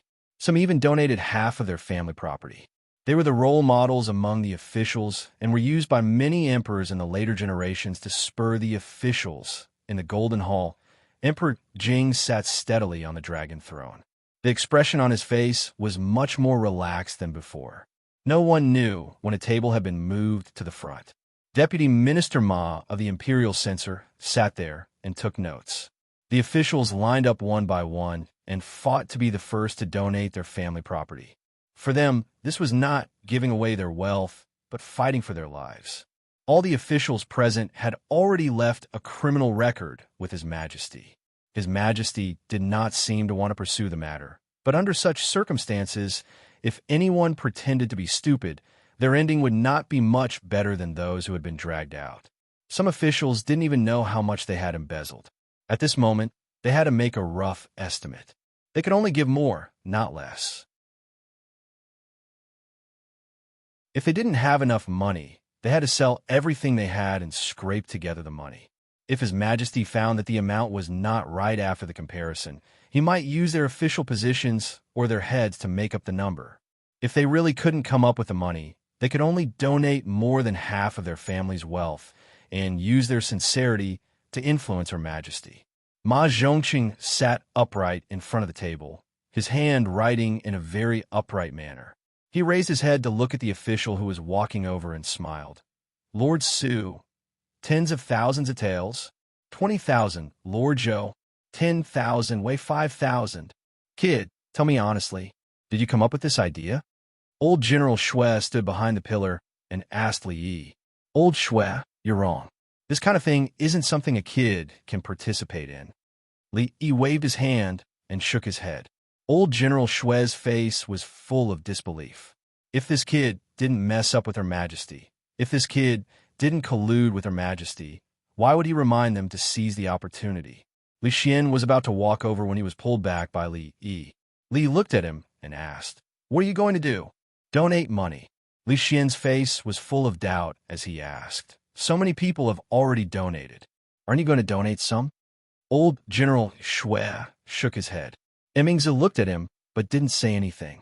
Li Yi sighed and waved his hand, saying, "Go, go." Seeing his expression, Li Xian immediately stood still and said, "That's not right. Is there something I didn't think of?" Li Yi pointed at the dozens of officials who were chatting at the side and asked, "Why aren't they donating?" He was really starting to suspect if this guy's brain was really lacking in sensitivity to politics. In this aspect, even Her Royal Highness, as a woman, was better than him. After a moment, Li Xian finally came to a realization. Brilliant, really brilliant. Which immoral guy came up with this idea? If those corrupt officials knew about it, wouldn't they hate him to death? "Thank you, County Uncle Li." When an unfamiliar official walked over, he stopped by Li Yi's side for a moment, cupped his hands, and said in a low voice. Under Li Xian's astonished gaze, another person walked over and said in a low voice, "I will remember Lord Li's kindness. Let me give you a suggestion." After dealing with a few people, Li Yi turned back to look at Li Xian and said, "When you go back, eat more walnuts. Remember not to use the door clip." Her Royal Highness walked over and frowned. "I didn't expect there to be so many vermin in the imperial court. If the 5th and 6th rank officials are already like this, won't they be even more daring if they go higher up?" Li Yi shook his head and said, "Petty officials are greedy. The higher you go, the less common this phenomenon is. The higher one's official rank was, the more importance they would place on their reputation. Their every move would be watched by countless people. Moreover, to them, a few thousand or 10,000 taels of silver was disdainful. At that level, which official didn't have a huge family or influence behind them? Only an idiot would delay their career for the sake of money. The purge in the imperial court this time was mostly aimed at middle-level officials. Those above the third rank were not involved. On one hand, these officials couldn't be easily touched. On the other hand, Li had checked the accounts. Except for a few, the rest were relatively minor and harmless. After all, the annual tax revenue of the Jing Kingdom didn't exceed 10 million taels of silver. The old emperor wasn't blind. It was impossible for him not to notice that too much money disappeared at once. Of course, this was the capital where the emperor lived. The situation outside the capital was definitely more serious than here. The old emperor was really obsessed with money. The morning court session lasted for a long time. The morning court session still exceeded everyone's expectations. There was thunder, but it didn't last long. More of it was a light breeze and drizzle. The difference was that if someone didn't know what was good for them, the drizzle might be followed by thunder. They knew how much they had taken. This time, His Majesty was merciful and only punished a few typical people. As for the others, if they took the initiative to donate money, they wouldn't be held accountable. But it was only this time. Even if they avoided this time, they might not be able to avoid the next time. From now on, some people in the imperial court would have to be careful. If they went out of line again, they would have to settle old and new accounts at the same time. Of course, in the eyes of those officials who weren't affected, His Majesty's move was extremely brilliant. After today, the situation in the imperial court would change greatly. All the forces would be reshuffled, especially the king of Shu, who would suffer heavy losses. Among them, the Qin family, the Chun family, the Chui family, and a few other big families would suffer heavy losses, but it wouldn't shake their foundation. However, for those officials who didn't have a solid foundation, His Majesty had a handle on them. They could only pray for themselves in the future. It could be foreseen that His Majesty's control over the entire imperial court would reach its peak in the future. It would even reach a peak that none of the previous emperors of the Jing Kingdom had reached. Your Majesty, about the matter of the cultivation lake in the academy. In the rear hall, Li looked at Emperor Jing and asked tentatively, 30,000 taels. Emperor Jing seemed to be in a good mood. He waved his hand and said, I will only give you 30,000 taels. You can figure out the rest yourself. After a moment of shock, Li immediately cupped his hands and said, Thank you, Your Majesty. I will leave first. Looking at his decisive action, Emperor Jing's expression froze, and he asked, How much money did you originally want from me? Li had already stepped out of the hall. He turned his head and said, Your Majesty, I had originally planned to ask for 50,000 taels of silver, but the national treasury is tight. I will think of a way to get the remaining 20,000 taels of silver. Should I have said 10,000 taels just now? After Li Yi's figure disappeared, Emperor Jing touched his chin and said regretfully. Chanda thought for a moment and said, Judging from County Uncle Li's decisiveness just now, I'm afraid 5,000 taels is also possible.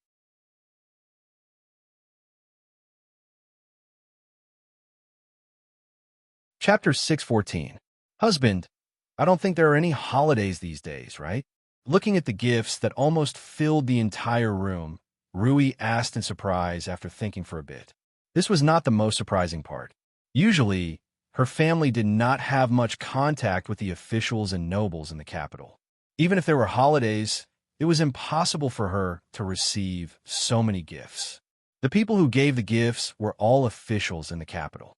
Some of them were servants from their families, while others came personally. Their attitudes were very polite. Even when the housekeeper invited them into the manor for a cup of tea, they were rejected. They put down the gifts and left. It was extremely strange. Li casually waved his hand and said, My wife, you don't have to worry about these things. In any case, if someone gives you gifts these days, just accept them. Don't worry. This time, he accepted the gifts with peace of mind. He did not feel any psychological pressure at all. The officials in the capital were still polite and gave expensive gifts.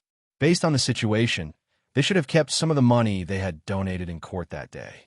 If they knew that the old emperor had only planned to deal with a few greedy people and had decided to burn the accounts for the stability of the court and let the others go, would he take back these gifts? However, these gifts should still be accepted. After all, he had spent a lot of effort to persuade the old emperor to change his mind. Furthermore, he did not gain much from it, so why bother? After dealing with a few corrupt officials, the storm in court finally calmed down. After that, Li did not go to court again. However, he heard that there had been a lot of personnel changes in court these days. Officials were promoted and demoted. Departments like the Ministry of Revenue had been purged from head to toe. Everyone chose to remain silent about the old emperor's big moves. The storm from the last corruption case had just passed and had not completely subsided. At this time, no one dared to speak too much and remind the emperor of some bad things and bring up old matters. Most of the officials in court would not let them go. As expected, the person who made money the easiest in the world was the emperor. With just a few words, he had immediately earned nearly 1,000,000 liang of silver. He had also established his prestige in court, intimidated a large number of people, recruited a large number of people, and taken the opportunity to purge a large number of people. He had killed several birds with one stone. This was a very good deal. Earning money was easy, but getting money from him was harder than ascending to the heavens. However, 30,000 taels of silver was more than enough to repair a lake. In this day and age, labor was not worth much, not to mention that the silver had to be kept for more important things. In the future, it could be used as research funds and the like. How could it be spent on such a small matter as repairing a lake? The timetable of the academy had changed these days. From morning to night, the sequence was digging the lake, going to class, digging the lake, and resting. Digging a lake wasn't just about digging a lake. How deep to dig it, how to design the waterways, all of these had to be carefully calculated. If any of these were not done well, the course would fail. Yes, digging a lake was also a subject. This course was a compulsory course for all students. Regardless of whether they were from an aristocratic family or a poor family, they had to obtain 2 innovation credits.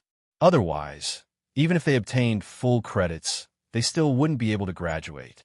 It was said that the purpose of this course was to strengthen the physique of the students of the mathematics department, to train their ability to solve practical problems, to work together, to dig a lake, and so on.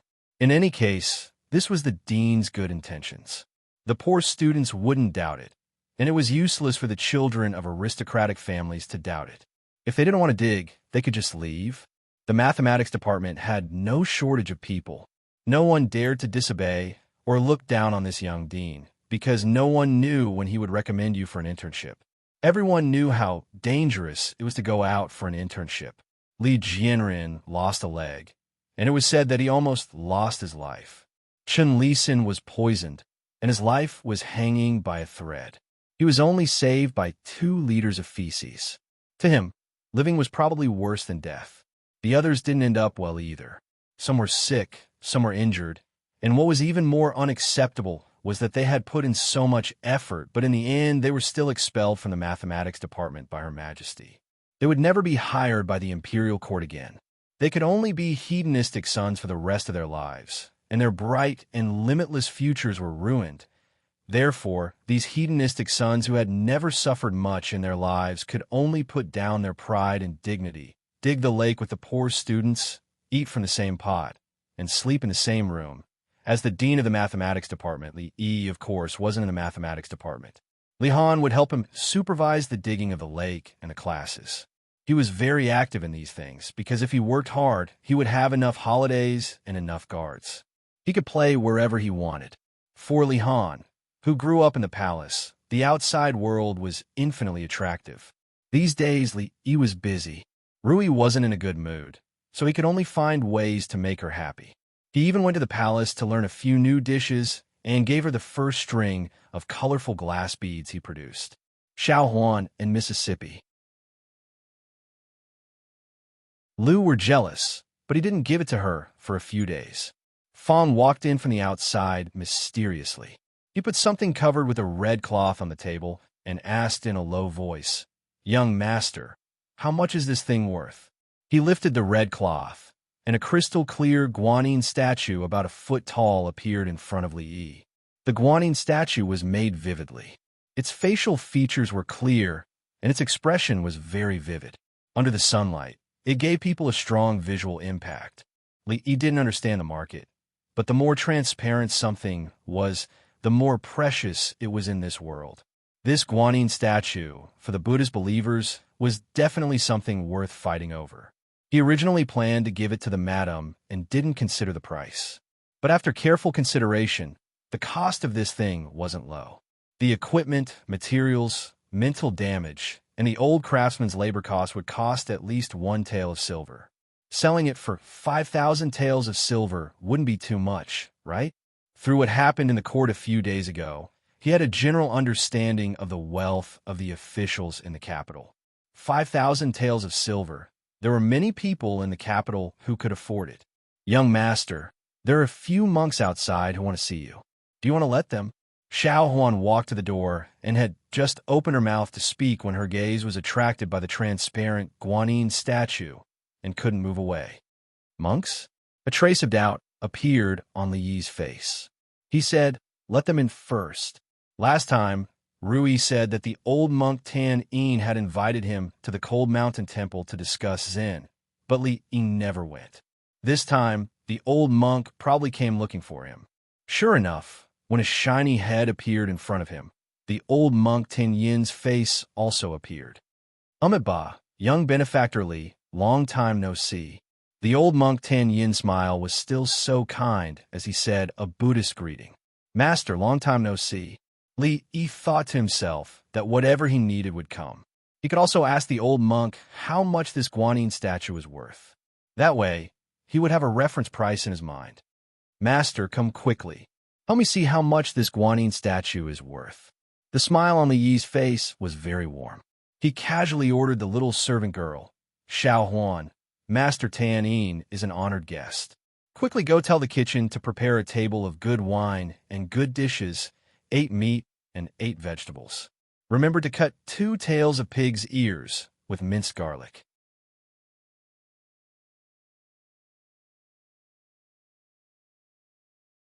Chapter 6:15.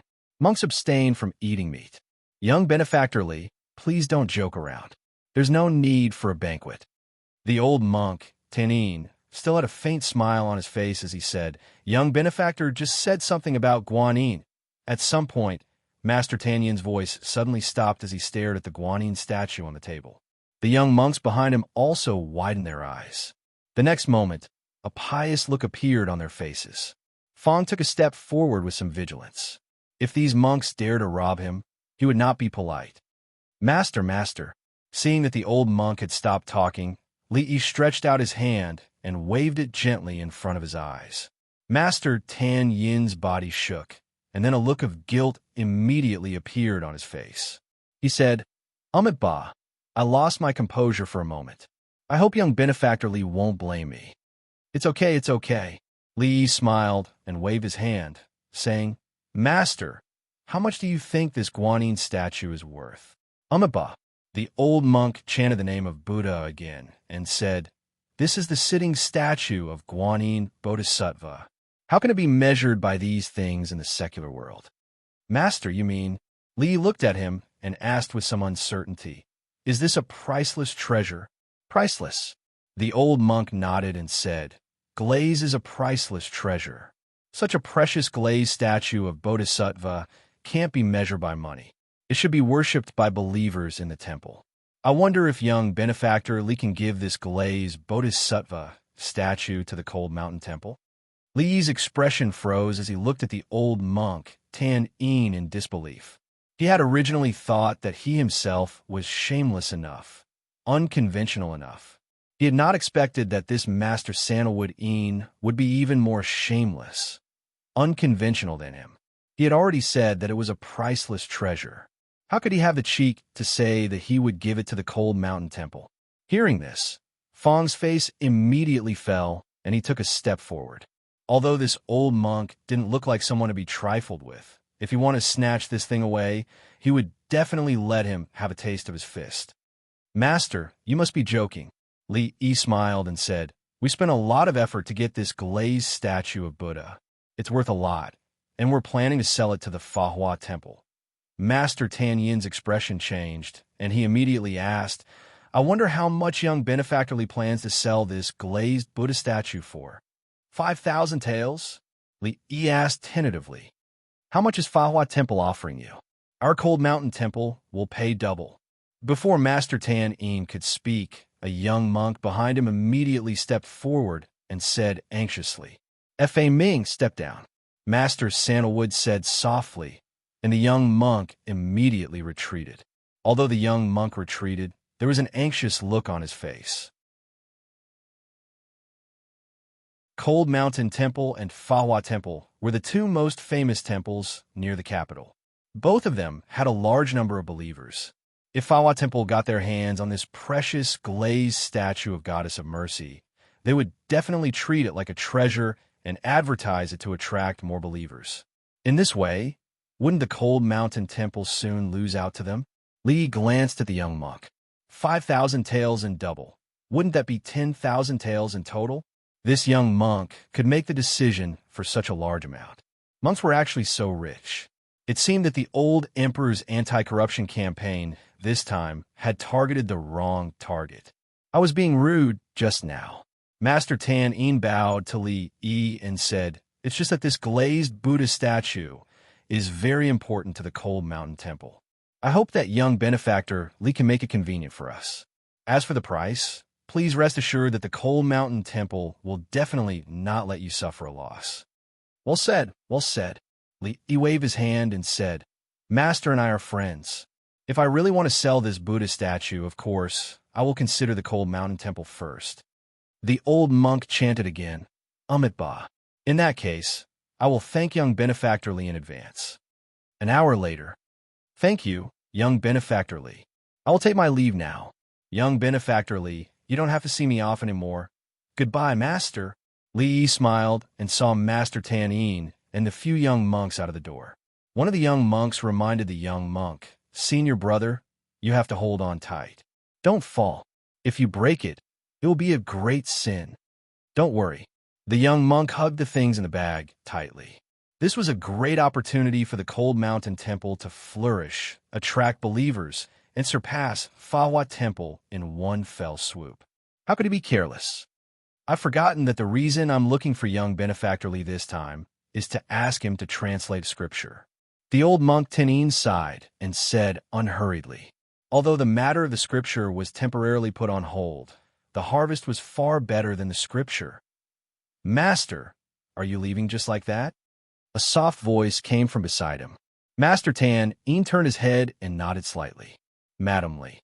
After a few simple greetings, Master Tan Yin and the few monks turned and left. However, after taking 2 steps, he looked back with a meaningful look in his eyes. Master, what's wrong? The young monk asked in confusion.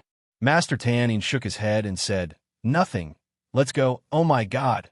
After watching Master Tan Yin and the few monks leave, Fong sat down on a chair and picked up the teacup with trembling hands. 8,000 taels, a full 8,000 taels.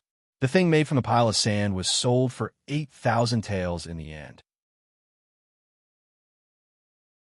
Moreover, according to the reaction of the monks, this price could be increased. When he walked out of the courtyard and looked at the pile of sand not far away, he instantly felt that he was the richest person in the world. Inside the house, Li Yi paced in the hall. A glass guanyin statue was sold for 8,000 taels. Anyway, the monk was rich. If he made another Buddha statue and told Fahua Temple that Cold Mountain Temple bought a glass guanyin statue from him for 20,000 taels, would Fahua Temple buy the Buddha statue for 30,000 taels? If he told Cold Mountain Temple that Fahua Temple spent 50,000 taels to buy a taller and larger glass Buddha statue, would Cold Mountain Temple spend another 100,000 taels to buy an upgraded guanyin statue? If he told Fahua Temple that Cold Mountain Temple spent 150,000 taels, forget it, he couldn't do that. This was too heartless. There would be retribution if he cheated the monks like this. Even if he wanted to cheat them, he couldn't just cheat Cold Mountain Temple and Fahua Temple. Jinshan Temple, Nanhua Temple, Donghua Temple, Beihua Temple, Shihua Temple. He could cheat them one by one. After he cheated the Jing Kingdom, he could go to the Qi Kingdom. After he cheated the Qi Kingdom, he could go to the Zhao Kingdom. He could cheat all the monks in the world. How much would that cost? After he cheated the monks, he could also cheat the Taoist priests and build a pile of glass statues of Taishang Laozi. He could visit the Jing Kingdom, the Qi Kingdom, the Zhao Kingdom. He was rich. He was rich. What was the Wang family? What was the Ma family? From now on, the Li family would be the richest in the world.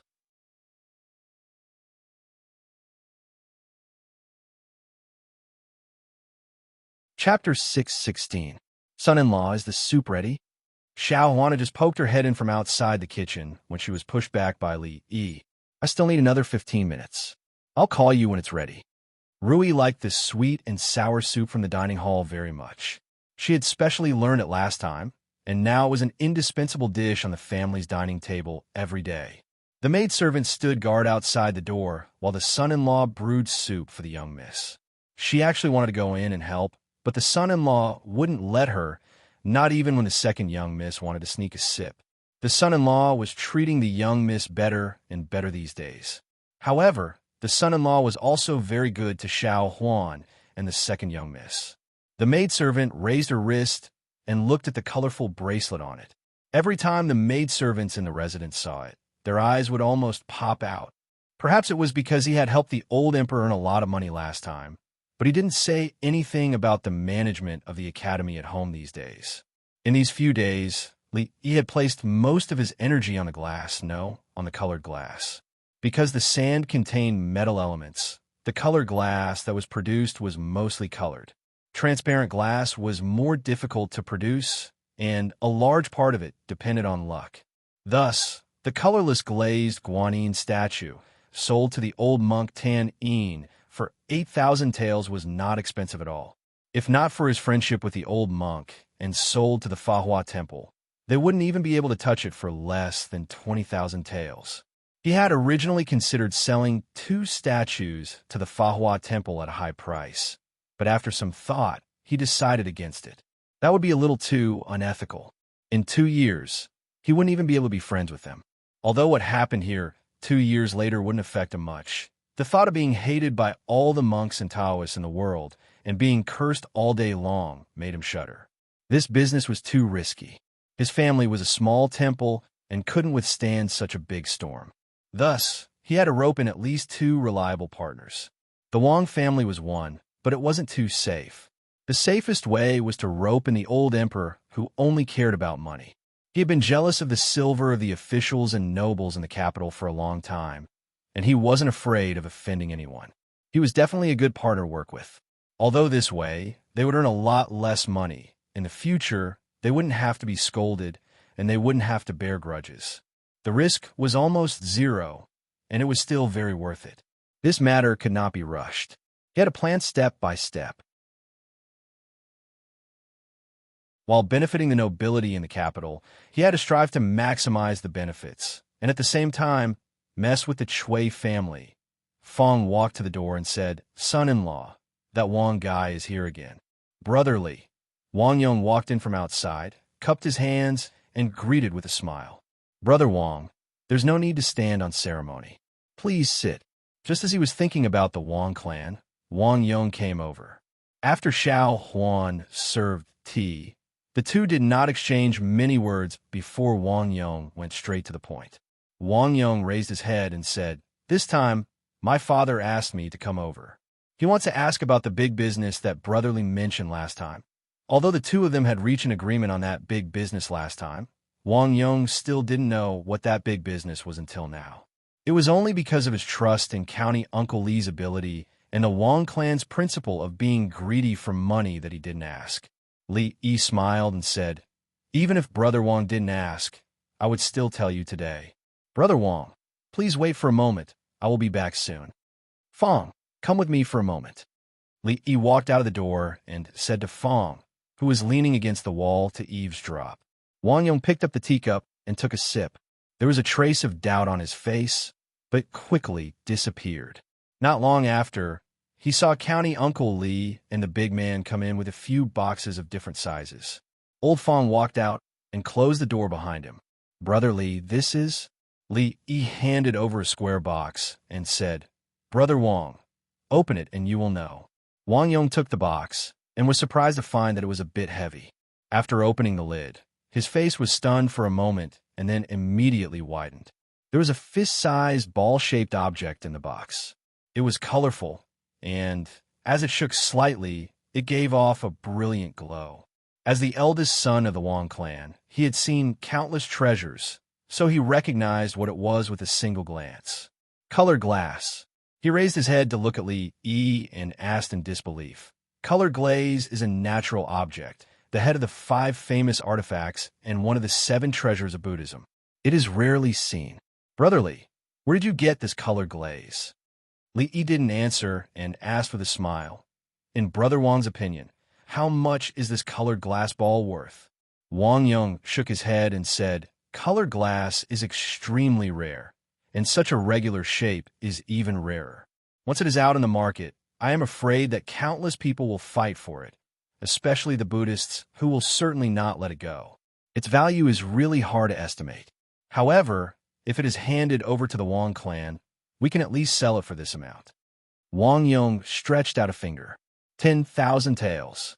Li smiled and said, "There is no hurry. Brother Wang, look at the others first." Wang Yong nodded and closed the lid of the box. He carefully put it away and opened another box. In an instant, he was almost blinded by the colorful light that overflowed from the box. Another colored glass ball. A different colored glass ball. Wang Yong raised his head abruptly and glanced at Li Yi. He seemed to have realized something. After putting the box away, he opened the other one. This time, he could no longer suppress the shock on his face. He put down the box and reached for another 7. The expression on Wang Yong's face was a little dazed. There were a total of 7 glass balls. 7 glass balls of different colors. He swallowed a mouthful of saliva and asked, "Brother Li, where did you get these things from?" Li looked at him and asked again, "Brother Wang, how much do you think these glass balls are worth?" Wang Yong was startled and said, "The rarer something is, the more valuable it is. Any treasure, if there are too many of them, the value will be greatly reduced. If these glass balls are thrown out at once, the value will definitely be greatly affected." Li Yi smiled and took out the 8th glass ball from the box. He weighed it in his hand and said, "Then what if there are only 7 of these glass balls in this world, and you can summon the dragon god by gathering all 7 different colored glass balls?" "What?" Wang Yong was confused. "Ha!" He let go of the glass ball, and it fell to the ground, shattering into pieces. Wang Yong's expression changed drastically. He quickly stood up and said, "Brother Li, what are you doing?" Li looked at him and said, "Then there are only 7. Wang Yong was startled and slowly sat down. He took a deep breath and said, "Brother Li, how many more glass balls do you have?" Li smiled and said, "I accidentally dug up a glass mine. I can have as much as you want." Wang Yong was startled again. After a moment, he raised his head and said, "Brother Li, you should know that if we sell off a large amount at once, the glass will lose its original value. Moreover, if there are more glass balls in the future, we will immediately become the target of public criticism." "Not us." Li shook his head and said, "It's you." He looked at Wang Yong and said, "The Li family will not be involved in this matter. The glass balls were brought in by a wealthy merchant from another country.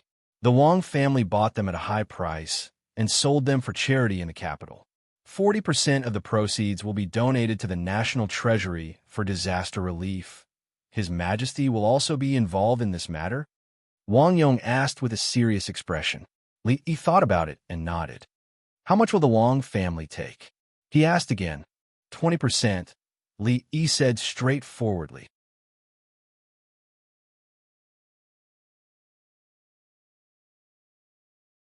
Chapter 617. 20%. Wang Yong's expression changed. After thinking for a long time, he said, "Brother Li, I'm really sorry. I can't make the decision. I need to go back and ask my father." "There's no hurry." Li waved his hand and said, "This is a serious matter. I'll go back now."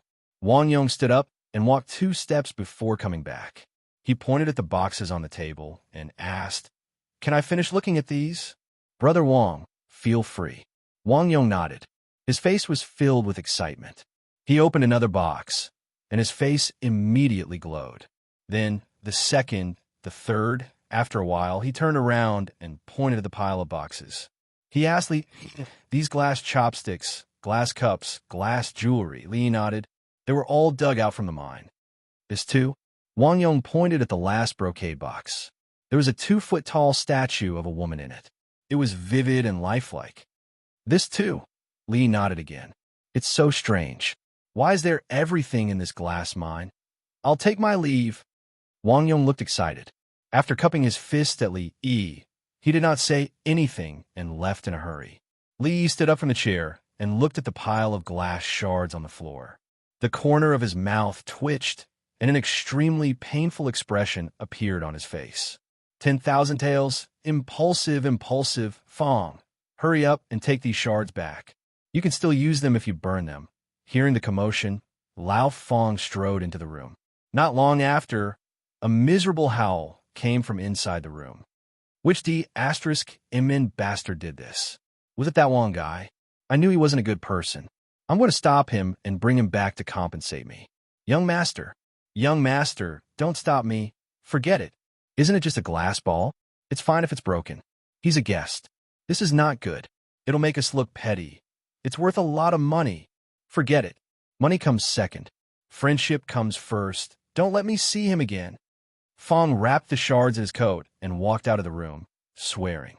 Inside the room, Li Yi shook his head and sighed. "Wang Yong, why is he so careless?" He walked out of the room and shouted in a certain direction. "Xiao Huan." After a while, a servant girl ran out in a hurry. "Have them prepare the carriage." After saying this, Li Yi walked back into the room and carried the largest brocade box into the back hall. "Father, we can't do this business." In a deep manor somewhere in the capital, a young man looked at a middle-aged man wearing a Confucian robe and said urgently, "If it's like this, when glazeware becomes common in the future, our Wang family will become the enemy of all the nobles in the capital." The middle-aged man did not answer directly. Instead, he looked at the slightly older young man and asked, "Young, what do you think of this matter?" "Father, I have a different opinion on this matter." Wang Yong thought for a bit and said, "On the way back, I kept thinking about this matter.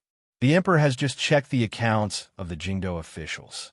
Any corrupt person has long donated their dirty silver to the national treasury. This matter has just passed. I'm afraid that not many people in court will have the courage to buy this glassware.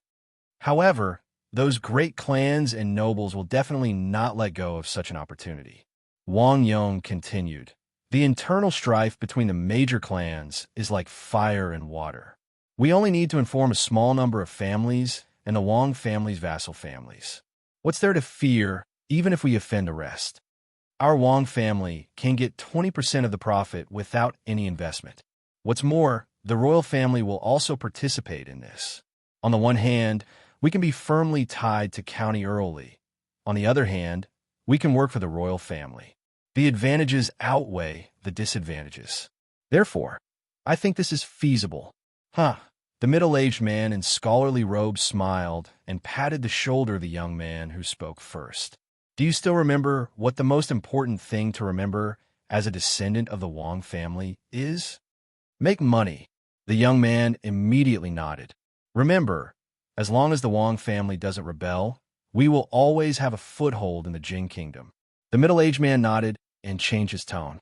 "What's more, we must be on good terms with that county early. Younger, I'll leave this matter to you." "I understand," Wang Yong said with a solemn expression. "All right, don't just wait here. Go to your own things. Wait for me here in 4 hours." Li Yi came down from the carriage with a long brocade box in his arms. He waved to the people around the carriage and turned to walk toward the palace gate. He ran into Chong walking out of the palace gate. Changde was startled to see him and said, "The emperor wants to see you. Can you wait a bit?" Li Yi gestured at the box in his hand and said, "I have to send this to the princess." Changde shook his head and said, "Go see the emperor first." It won't be too late to see the princess after that. Let's go. Li Yi waved his hand. It just so happened that he had something to discuss with the old emperor. It didn't matter who he saw first or later. In the Imperial Garden, Emperor Jing watched Master Tan Yin's hand withdraw from his wrist and asked, "How is it?" Master Tan Yin pondered for a moment and said, "Your Majesty, you should try to avoid overwork in the future. Otherwise, the dragon's body won't be optimistic." Emperor Jing was silent for a moment and said, 3 years. I only need 3 years. Can't you do it with your medical skills? Umitba, no matter how good your medical skills are, you are still immortal. There is nothing you can do. Master Tan Yin chanted the name of Buddha and said, you can only gain by giving up. If your Majesty can let it go, perhaps you can have 3 years. If I let it go, what's the use of these 3 years? Emperor Jing smiled and said, thank you for your hard work, Master. I'll take my leave. Master Tan Yin stood up from the stone bench, retreated to the stone pavilion, and turned to leave. Emperor Jing looked into the distance absent-mindedly, and his face showed a deep sense of dejection. The two walked on the road in silence. At a certain moment, Changda suddenly asked curiously, why didn't Uncle Li ask me why His Majesty summoned you today? If I asked you, would you tell me? Li Yi glanced at him. How could a psychopath have the face to ask him? Every time he pretended to be confused. Was he addicted to pretending now? When he turned his head, he was a little surprised to see a figure. Li walked over and said, Master Tan Yin, what a coincidence. I didn't expect to meet you here. The glazed statue of Guanyin that was taken away at noon was sent down in the afternoon. Although half of it was taken by Mississippi Liu on the spot to recruit people, it did not affect Li Yi's good impression of the monk. Umitba, this old monk and young benefactor Li are fated. No matter when, Master Tan Yin always had a faint smile on his face. After that, he looked at Li Yi again and asked, may I know? Seeing that Master Tan Yin seemed to want to ask something, Li waved his hand and said, don't worry, Master. If there are other Buddha statues and Guanyin statues, I will look for you. I won't sell them to Fahua Temple. Li Yi decided not to cheat the monk. When there was remaining glass, he would give him a palm-sized set of 18 arits. They were all old friends. He had to make them feel that the 8,000 taels of silver was worth it. This is not what I mean. Master Tan Yin shook his head and said, then what did you want to say just now? Li looked at him with some doubts. Master Tan Yin thought for a moment and finally shook his head. He said, young benefactor Li, you should go quickly. Don't let His Majesty wait too long. I will leave now. After saying that, he walked straight ahead. This monk is strange. Li shook his head and said inexplicably, he is a monk, so he is naturally strange. An unfamiliar voice came from the side. Li Yi turned around and saw a Taoist priest in black walking over from behind. He said with a smile, greetings, County Uncle Li, Chief Steward Chong. Surnamed Yuan, what are you doing here? Changda frowned and said with some dissatisfaction. Just now, he did not show such an expression to Master Tan Yin, which meant that compared to the monk, Chong obviously disliked the Taoist priest more. Li Yi had already seen the pavilion in front of him. He ignored the two people and walked forward. He let the guard under the pavilion hold the box in his hand and told him to be careful. Before he walked up, Emperor Jing's voice came. Don't hide it. What good thing did you bring for me this time? Just bring it out.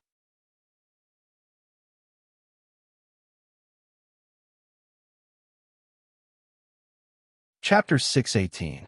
Your Majesty, this is not for you. Li Yi stood under the pavilion and explained. Even the world belongs to me. What else doesn't belong to me?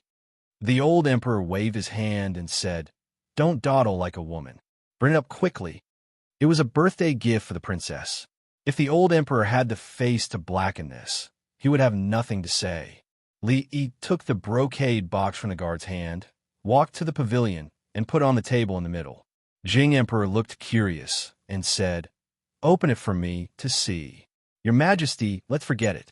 Li Yi looked at the bow tied with colorful ribbons at the top and hesitated. This is a gift for the Princess Royal. It took me a lot of effort to wrap it like this. Jing Emperor picked up the teacup and waved his hand impatiently. Open it when I tell you to. Just wrap it up later. Li Yi had no choice but to untie the ribbon and put it aside. He said, I will open it. Your Majesty, you have to be mentally prepared. Why do you talk so much nonsense today? Jing Emperor took a sip of tea and glanced at him. Li moved the box a little further away and opened the lid. At the moment when Jing Emperor spat out a mouthful of tea, he quickly closed the lid and turned around with the brocade box in his arms. The old emperor was still blinded by the thing in the box. Fortunately, he moved fast enough. The price of the glazed statue that had been sprayed with tea might be discounted. However, his clothes could be sold appropriately in the future. The clothes that had been sprayed with tea by the emperor had a special commemorative meaning. It was absolutely not excessive to sell it for 1,000 taels of silver. Open it, open it. Jing Emperor put down the teacup and stood up from the stone bench. His eyes were bright. Your Majesty, don't get excited. Li put the box on the table and opened the lid again. Jing Di stood up and bent over.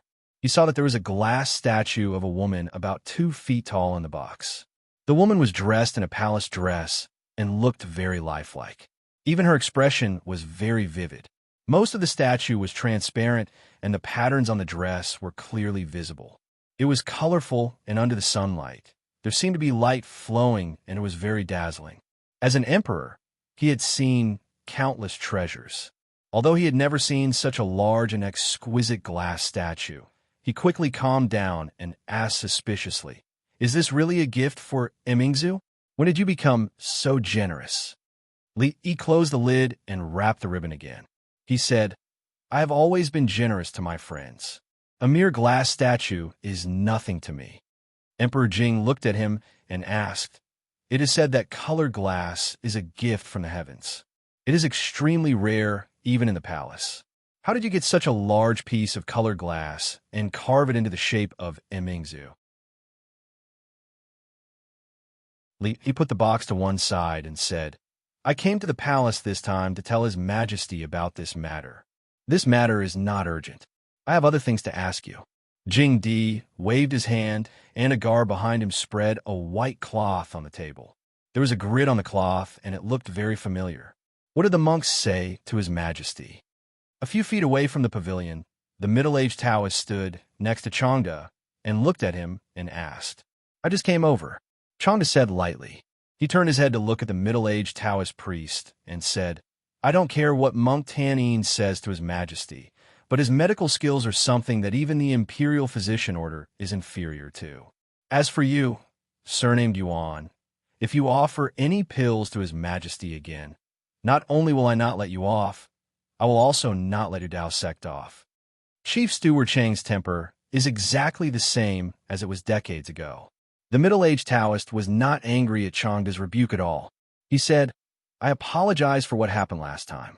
At that time, I was traveling far away from the capital and did not know about it. If not, I would not have let the disciples of Taoism do such a thing. You don't have to apologize to me, Changde said coldly. If it was not for His Majesty's benevolence, do you think your Taoism could continue to be stable? When it comes to His Majesty's health, it seems that you, Chief Steward Chang, have a greater responsibility, right? The middle-aged Taoist looked at him and said, After all, the late emperor entrusted His Majesty to you, Chief Steward Chang. The guards under the pavilion inexplicably felt a little cold. After wrapping their clothes tightly, they looked at the pavilion again. Accompanying Li Yi to eat could be said to be experienced, but this was the first time he played with the emperor. The old emperor actually played beast chess, and the chess pieces were made of white jade. Li Yi had forced the old emperor's leopard into a desperate situation. The old emperor looked at him and said with a smile, A momentary failure is not really a failure. Sometimes, giving up some things can often lead to greater gains. He casually moved a chess piece, and Li Yi found that his elephant had been forced into a corner. Li Yi smiled and said, Only when you're in a desperate situation will you be able to survive. Sometimes, if you don't push yourself, you won't know how much potential you have. Your Majesty, eat this official's flying elephant. How dare you? A trace of anger appeared on Emperor Jing's face. You dare to play chess with me? In that case, don't blame me for the earth-drilling mouse. Your Majesty, how about this move of jumping tiger? No matter how good you are at jumping, can you escape from my inescapable net? Come out, the universe's super invincible celestial hound. I lost. Yes, Your Majesty lost. Once the celestial hound comes out, who can compete with it? How did my celestial hound die just now? It was bitten to death by my tiger. Isn't it the universe's super invincible celestial hound? Your Majesty, when you use this move, you should shout to be the celestial hound. If you don't shout, it's the Chinese countryside dog. So you're saying that I really lost? Your Majesty really lost. Emperor Jing put down the chess piece and said, "A few days ago, the Academy expelled a total of 13 students, all of whom were the children of influential families. There has been a discussion in the imperial court that we cannot give excessive preferential treatment to the children of poor families. Otherwise, it will be unfair. I want to choose 10 more from the children of the aristocratic families. You should make some arrangements in advance." Okay, Li Yi nodded. This time, the Chui and Qin families would not send their children into the fire pit. If there were any with the surname Qin or Chui, he could rope them in. After all, it was better not to have a family that did not care about the lives of their clansmen. Emperor Jing nodded slightly and said, "In the last account investigation, I did not want to disturb the foundation of the imperial court, so I did not kill the officials who voluntarily handed over the stolen money. These days, some officials in the imperial court have proposed to establish a system of atonement silver. That is, according to the seriousness of the official's crime, a certain amount of money can be used to exempt a certain amount of punishment. This can solve the problem of the state treasury being empty. What do you think?" Li Yi packed up the chess pieces and said, "Once the atonement silver is used, the Jing kingdom will not be far from being destroyed." Emperor Jing frowned and asked, "Is it that serious?" He could not tell him that in another world, the most corrupt official in history, He Shun, proposed this system. Although it made the pockets of the emperor and himself full, the country decayed a lot and accelerated the destruction of the Qin dynasty. That was how the Qin dynasty was destroyed. If the Jing kingdom dared to do this, it would be destroyed sooner or later. Emperor Jing sighed and said, "Although a large amount of money came into the state treasury a few days ago, the deficit was too big before. Moreover, we allocated 30,000 taels to the arithmetic school. We still can't make ends meet." Li Yi raised his head and looked at him. Was 30,000 taels the main point? Moreover, he had helped him save that 30,000 taels and left it in the arithmetic school as a startup fund for future projects. The stingy old emperor, Old Shui, asked for 100,000 taels. Why did he not let go of the arithmetic school? Li Yi sighed and said, "Your Majesty does not need to worry. There's a solution to the problem of the state treasury being empty." Really? Emperor Jing looked up at him and asked, "You have a way to solve the problem of the state treasury being empty?" "I will not hide it from Your Majesty. Today, I came to solve Your Majesty's problem." Li Yi nodded. At this moment, he felt like a fraud.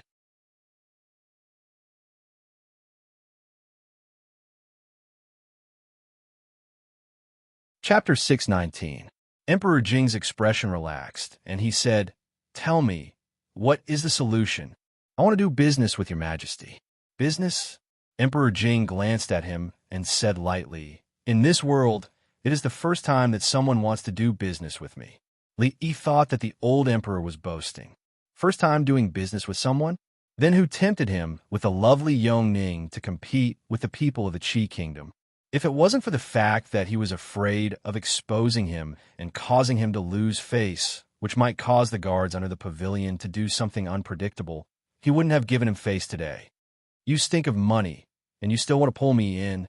Emperor Jing picked up the teacup again and said, "Tell me first, and I will think about it. I suddenly remembered that Your Majesty is the ruler of a country, and you should not be involved in these things. I am still in a hurry to send gifts to the princess. I will leave." Li Yi retreated to the pavilion, and Emperor Jing's angry voice came. "Come back. What else does your majesty want me to do?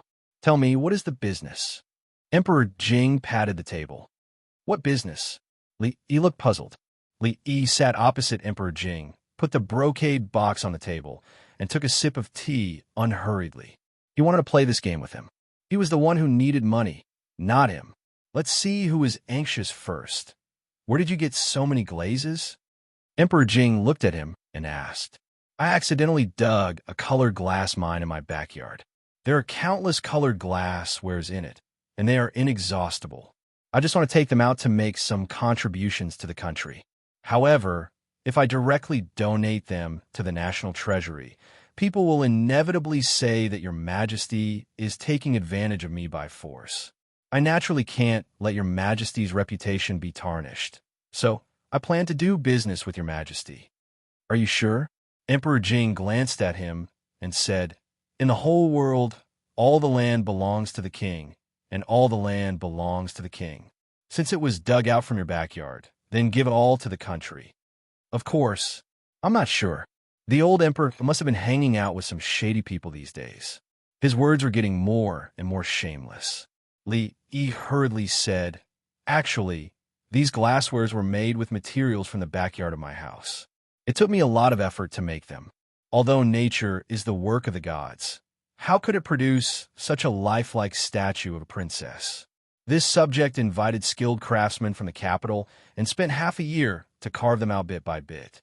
The cost of materials, labor, equipment maintenance, mental distress were all paid by this subject myself. You can make colored glaze? Jingdi looked at him with a slightly shocked expression. If your majesty wants to learn, I can teach you. Li Yi cupped his hands and said, In a year or two, your majesty can even use glass to make the roof tiles. We are not that extravagant to make tiles out of glaze. Emperor Jing glanced at him and said, If we really did that, I would be the first fatuous ruler recorded in the history books. Jing Di waved his hand and said, Since this is business, what do you need me to do? I need your majesty to hold a glass appreciation meeting in the palace and invite the officials and nobles of Jingdo into the palace to view it. Of course, it doesn't matter if the nobles come or not. The main thing is that their wives must come. Try not to miss a single one. Jing Di glanced at him with a faint smile and said, You want to drag the empress into this? Then, as if he had figured something out, he looked at Li Yi and said in astonishment, You mean to say that in a year or two, stained glass will be sold as cheaply as tiles? Before the price of stained glass drops, you want to sell it to the nobles in the capital? Your majesty is wise. Jing Di waved his hand and said, In this way, at that time, how will you face the nobles of Jingdo and establish yourself in Jingdo? Aren't you worried about these things? Why should I worry? Li Yi asked in confusion. I don't plan on selling glass to take advantage of the nobles. Why should I face them? Jing Di froze for a moment and looked at him to ask, Who did you drag into this? The Wang family. It is not easy for the Wang family to refuse such a thing. However, in this way, you want me to plot against my officials? Jing Di narrowed his eyes and looked at Li Yi. He said, Li Yi, you are using this matter to frame me for injustice. What are your intentions? Li Yi was startled, and a guilty expression appeared on his face. He bowed and said, Your Majesty, I know I was wrong. I was blinded by greed and inadvertently caused Your Majesty to fall into an unjust situation. I know I was wrong. I will go home and reflect on myself. I will not sell the glassware. I will go home and melt it to make tiles. I will leave now. A moment later, Jing Di pointed to the brocade box on the table and looked straight at Li Yi. He asked, How much do you plan to sell something like this for? Li Yi thought for a moment and said, This kind of work is meticulously carved. It is the best work. I will not sell it for less than 20,000 taels. Jing Di shook his head and said, Who would spend 20,000 taels to buy a piece of glassware? 2 days ago, I sold a piece of Guanyin statue that was half the size of this for 8,000 taels.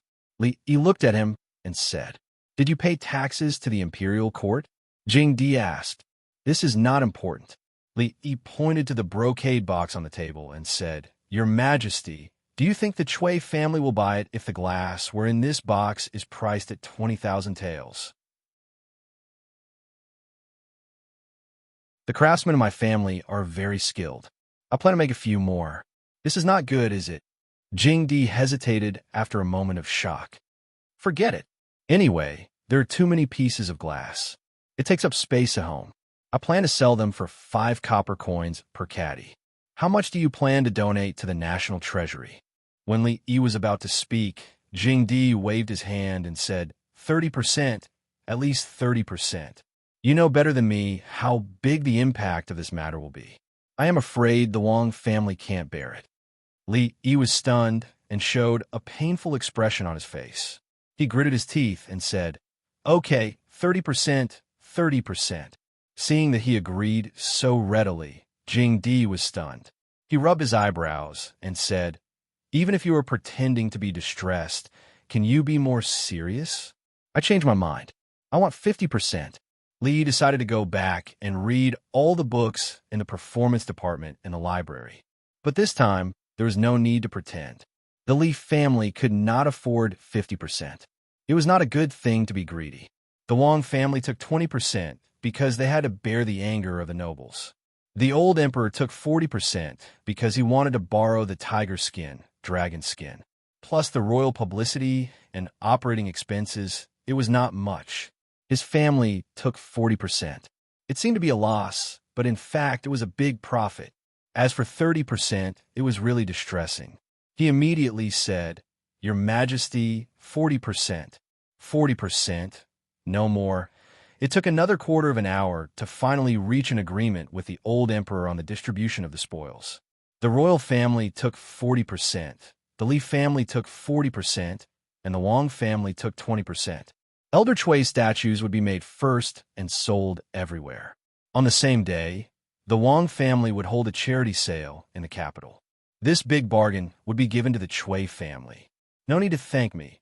He had more and more common topics with the old emperor. The success of this deal was much easier than what Li Yi had expected. By the way, who did you sell the glazed statue of Guanyin to for 8,000 taels? Jingdi seemed to think of something and asked with narrowed eyes.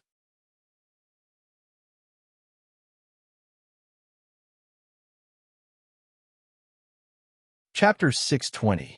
Li Yi walked out of the imperial garden with the brocade box in his arms. He passed by Changda and the middle-aged Taoist priest. The Taoist priest was not his focus, but the monk. The monk was too rich, which made the old emperor very unhappy. The court officials had money, the nobles had money, and the monk had money. He was the only one who should be the richest person in the Jing kingdom. Without money, no one would feel happy. So the monk was out of luck. These days, he had to make more Buddha statues and Guanyin statues. The old emperor would not give up until he got enough money from the temples near the capital. He still had some friendship with the old monk Tanin. He had to remind him to make use of this time to attract believers and to hold a ceremony to show off the glazed Guanyin statue. Otherwise, in a few days, he would not dare to say which temple he came from if he did not have a few glazed statues. He was afraid of embarrassing himself. The most important thing at the moment was to send the thing in his arms to the eldest princess. He could find the way to the morning dew hall with his eyes closed. He might just fall a few more times and hit the wall a few more times. Today was the birthday banquet of the eldest princess. As the leader of the women in the capital, her influence was second only to the empress. Naturally, she knew many women from officials and noble families. Therefore, the morning dew hall was especially lively today.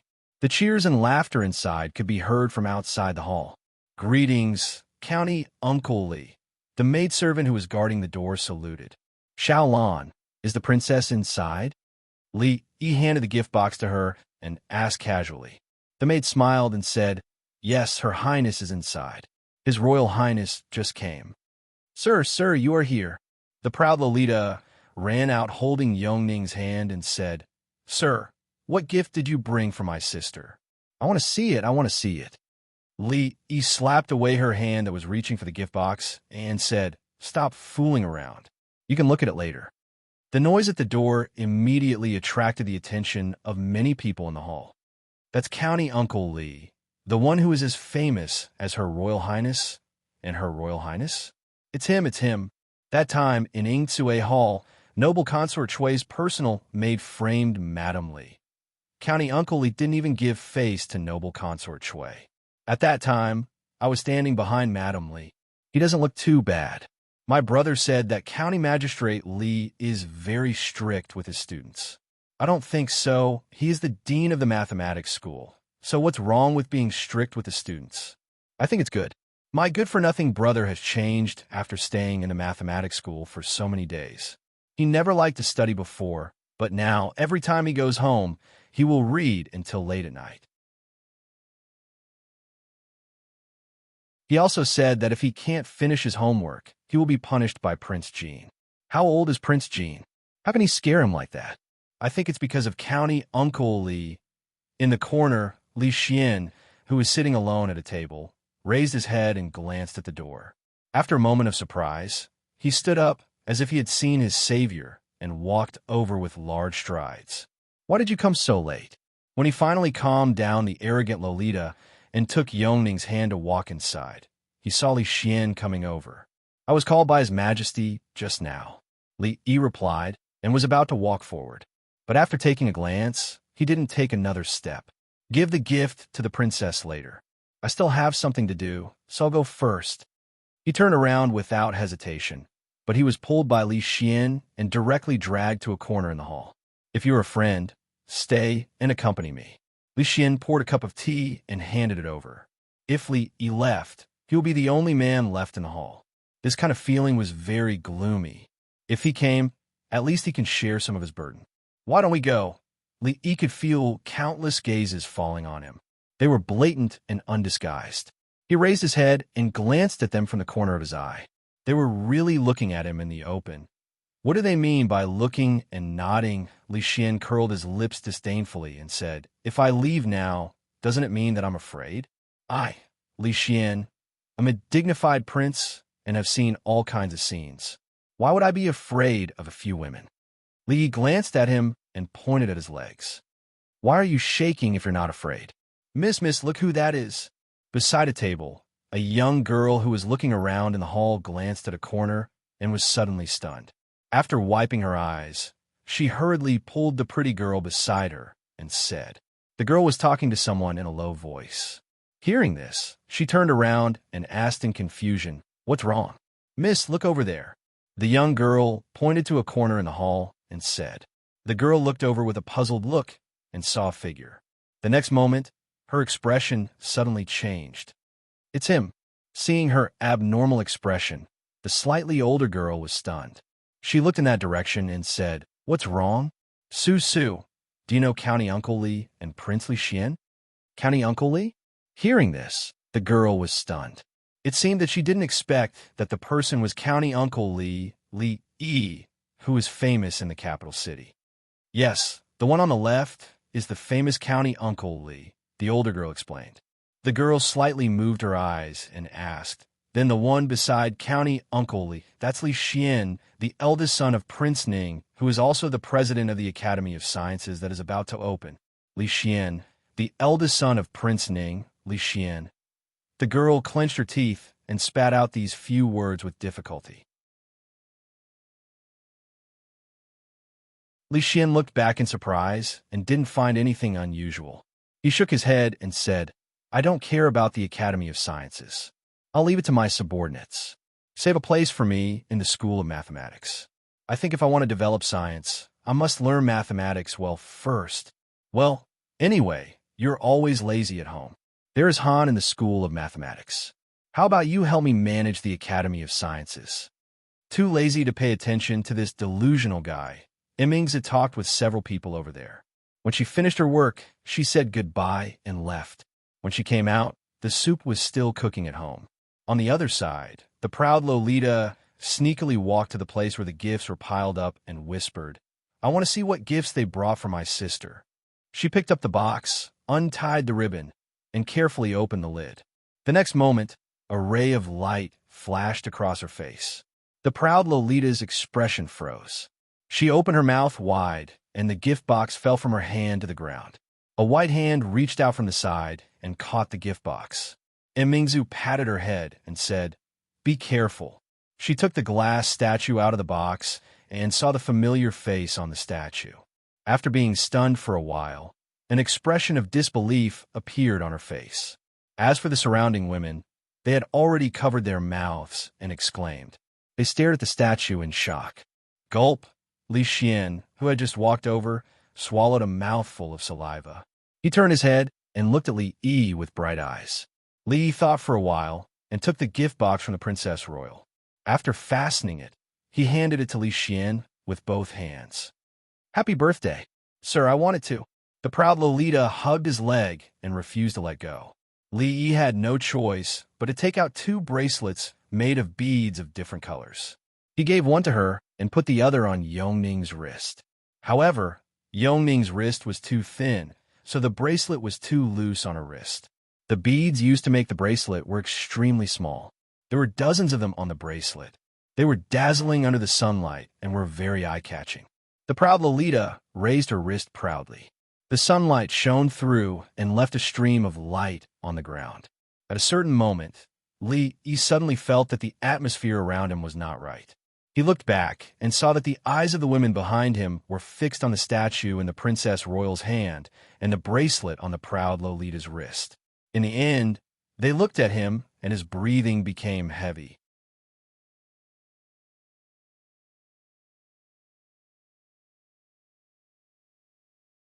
Chapter 621. Looking at the greedy eyes of these ladies, Li Yi had goosebumps all over his body. It was as if he was being stared at by a pack of hungry wolves. He realized that he had done something stupid. He had greatly underestimated the attractiveness of these shiny things to women. He turned to look at Li Xian and said solemnly, 3, 2, 1, get ready. Li Xian was puzzled and asked, "What? What are you counting?" "Run." By the time he said this word, Li Yi's body had already disappeared. There was only a flash of shadow at the door. Finally realizing that something was wrong, Li Xian, who wanted to run away, didn't even have time to take a step before his arm was grabbed and pulled back. Countless graceful figures surrounded him, and all kinds of fragrances began to stimulate his sense of smell. "Prince Li Xian, what is that? I don't know." Li Xian's face was pale, and he said with a trembling voice, "You are so familiar with County Uncle Li. How can you not know?" "That's right, Your Highness. Please tell us the truth." The voice was clear and melodious, but it was full of urgency. Li Xian's face became even paler. I really don't know." The voice beside him paused and sighed. "Since Your Highness is unwilling to say, then sisters, let's go." The crowd squeezed towards the innermost area. At the same time, some people shifted their attention to Yongning and Shawning. After running out of the morning dew hall in one breath, Li Yi finally stopped and sat on a step, gasping for breath. "I'm rich. I'm definitely rich this time."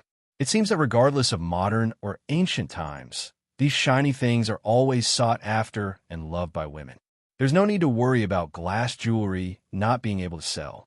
It won't be long before the jewelry market of the Jing Kingdom is completely destroyed. Without a few pieces of precious glass jewelry, how could she dare to call herself a socialite, a daughter of some rich family? Of course, the disruption of this balance was only temporary. When the largest jewelry merchant in the Jing Kingdom loses enough money, the industry will return to its previous state. After all, if things made from sand could keep earning money, the whole Jing Kingdom, or even the whole world, would be in chaos.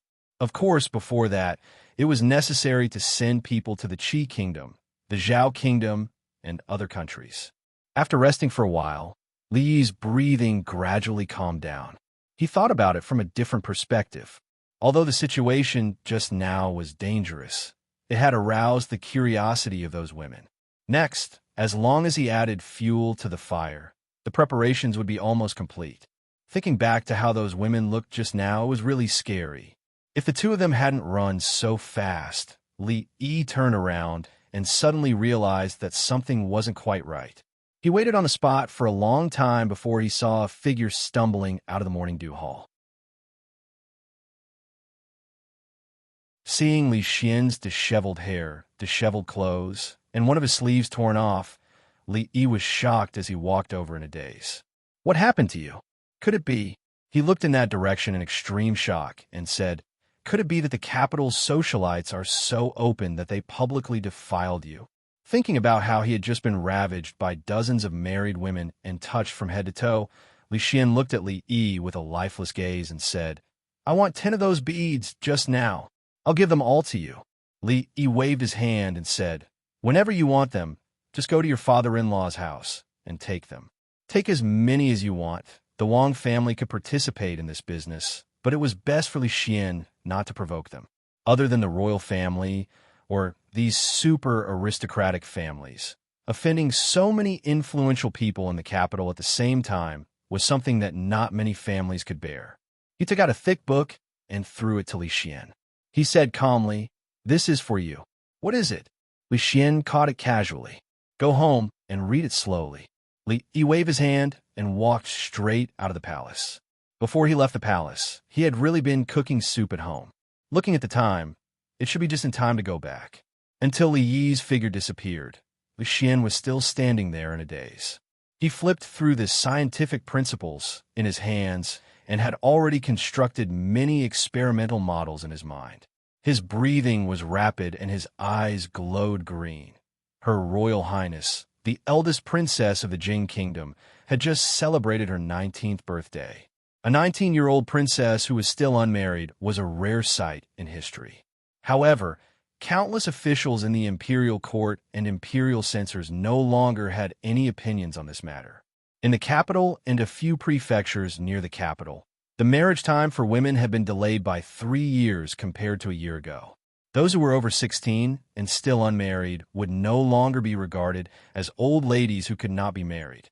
On one hand, it was because of the national policy. On the other hand, it was because most of the poor families in the capital now relied on the shoulders of girls to support them. The farmers who used to look forward to having sons now sighed every day. Why didn't they have 2 more daughters in the beginning? That way, they could have sent them to the princess workshop. That fellow, Wang Lauer, must have done something good in his previous life. Both of his daughters were working in the princess workshop. It had only been a few months, but his house had been renovated and he was showing it off to the neighbors all day long. Recently, his wife's belly was bulging again. According to the lame old doctor 5 miles away, this time it was very likely that it was a son. Because of this, Wang Lauer, who used to be very poor and famous for being stingy, actually held a banquet at home for 3 days, which made countless people envious. Of course, people ate and drank to their heart's content for 3 days, but they didn't tell him that the old doctor's lame leg was broken because he was talking nonsense. Many of the farmers in Jingdo were filled with gratitude toward the princess they had never met because the princess had given them a way out. However, for the officials and nobles, what they cared more about was whether the 2-foot-tall glass statue that someone had given to the eldest princess on the day of her birthday banquet was real or not. Color glass was rare to begin with, let alone a statue made of such a large piece of colored glass. This person was a little too extravagant. Later, they learned that the person who gave the princess such a big gift was the county uncle whom they often heard about. Before they had time to wonder where he got such a treasure, a glass statue of Guanyin, worshipped by the believers in the Cold Mountain Temple, caused another wave of discussion in the capital. Glass was so rare that even nobles had never seen it, not to mention such a large glass statue. The statue of Her Highness couldn't be seen, but the statue of Guanyin in the Cold Mountain Temple could be seen with one's own eyes. For a time, there was an endless stream of people going to the Cold Mountain Temple to see the glass statue every day. Correspondingly, the temple's incense also flourished, and its reputation was unparalleled for a while, overshadowing all the temples near the capital, including the Fahua Temple. After the emperor personally inscribed the 4 words Holy Land of Buddhism for the Cold Mountain Temple, the other temples finally couldn't sit still. For the temples, the most important thing was, of course, believers and incense. In daily life, people competed for believers and incense, but it was just a small quarrel. Unexpectedly, The old bald donkey in the Cold Mountain Temple even brought out such a big killing weapon as the glass statue of Guanyin. What was glass? It was one of the 7 treasures of Buddhism. Such a large piece of glass was an invincible weapon to attract believers. No, if it goes on like this, the Fahua Temple will be completely suppressed by the Cold Mountain Temple. Investigate. We must find out where the Cold Mountain Temple got that glass statue. Send loyal believers to the Cold Mountain Temple to inquire. We can't just sit and wait for death. In several famous temples in the capital, the famous monks with great virtue, who usually looked solemn and dignified, now looked very anxious.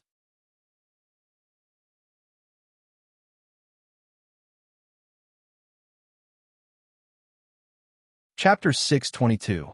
In a temple near the capital city. In meditation room, a little monk said, I don't know how the glazed Guanyin statue of the Cold Mountain Temple came about. They're very tight-lipped, so I didn't get any information. However, it is said that Li Yi, the county earl of Chong, and gave the princess a glazed statue at her birthday party. Many people saw it at that time. The old monk frowned and asked, Oh, do you know where Li got the glazed statue? The little monk said, It is said that he bought it from several foreign merchants. I can't get any more information. In another temple, foreign merchants? The middle-aged monk pondered for a while and said, Tell the disciples in the city to pay more attention to the foreign merchants in the city these days. Then he thought of another thing and asked, By the way, what did philanthropist Zhang say when he went to the Cold Mountain Temple? Philanthropist Zhang was a loyal pilgrim of the Fahua Temple. He would donate thousands of taels of incense money every year. This time, he asked him to go to the Cold Mountain Temple to get some information. The young monk looked embarrassed and said, Philanthropist Zhang saw the glazed statue there. And then what? Seeing him hesitating, the middle-aged monk asked. Then he donated 1,000 taels of incense money to the Cold Mountain Temple. Tanin, you old bald donkey, the Fahua Temple is irreconcilable with you. A furious voice came from the meditation room. Not long after, the young monk walked out of the meditation room.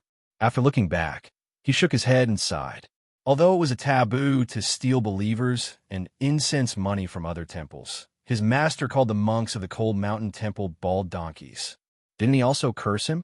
Brotherly, does your guardian Fong have some misunderstandings about me? Walking on the street, Wang Yong looked back and asked Li Yi in confusion. Why do you say that, Brother Wang? Li looked back at him and asked. I always feel that there is something wrong with the way he looks at me. Wang Yong thought for a while, shook his head and said, Maybe I'm wrong. After all, something worth thousands of taels of silver had been smashed by him, just like that. With Fong's character of treating money as his own life, it was already very restrained that he didn't twist his head off and kick it like a ball. Of course, Li Yi couldn't tell him the reason. He waved his hand and said, Brother Wang, you don't have to think too much about it. He might have been scolded by his wife yesterday, so he hasn't been in a good mood these days. Brother Wang, don't take it to heart. That should be the case. Wang Yong nodded. Thinking of something, he looked at Li Yi and asked, The glazed goddess of mercy in the Cold Mountain Temple is also from Brother Li, right? Li Yi nodded and said, Yes, Brother Wang also knows that our Jing kingdom doesn't produce colored glaze. Instead, it's those foreign merchants who often travel thousands of miles to sell these things. This time, we were lucky enough to meet a few who were short of money and eager to sell, so we bought all of them at a low price. Wang Yong was stunned for a moment and asked, Didn't Brotherly say that it was dug out from the colored glaze mine? Oh, really? Wang Yong nodded and said, Yes. Li Yi looked at him and said, Brother Wang, remember, you can't say such things in the future. The things dug out from the mine have to be handed over to the country. Wang Yong looked at him and nodded as if he understood. Young master, I'm back. Fong had just gone to inspect the shop. At this moment, he caught up from behind and said something to Li Yi. Then he turned to look at Wang Yong, and his face instantly darkened. Wang Yong's face was filled with doubt as he asked, Dare I ask this brother, am I? What brother? I don't have a prodigal brother like you. Fong's face darkened and said, If you were my younger brother, I would have broken your legs. Why do you say that, brother? Wang Yong looked even more confused. You still dare to ask? Seeing that Fong was about to roll up his sleeves, Li Yi hurriedly pulled him away and whispered, "This is a guest. Don't be impolite." He turned to Wang Yong and smiled apologetically. "Brother Wang, I'm sorry. Fong was a little emotional today. Don't blame me. Don't blame me." Seeing Li pull the big man away, Wang Yong stood in the same place, looked at the attendants beside him, and then looked in the direction where they left, confused. "Young master, if you hadn't pulled me just now, I would have made him pay a few thousand taels of silver." Not seeing Wang Yong, Fong was still angry. All right, don't treat people like that in the future.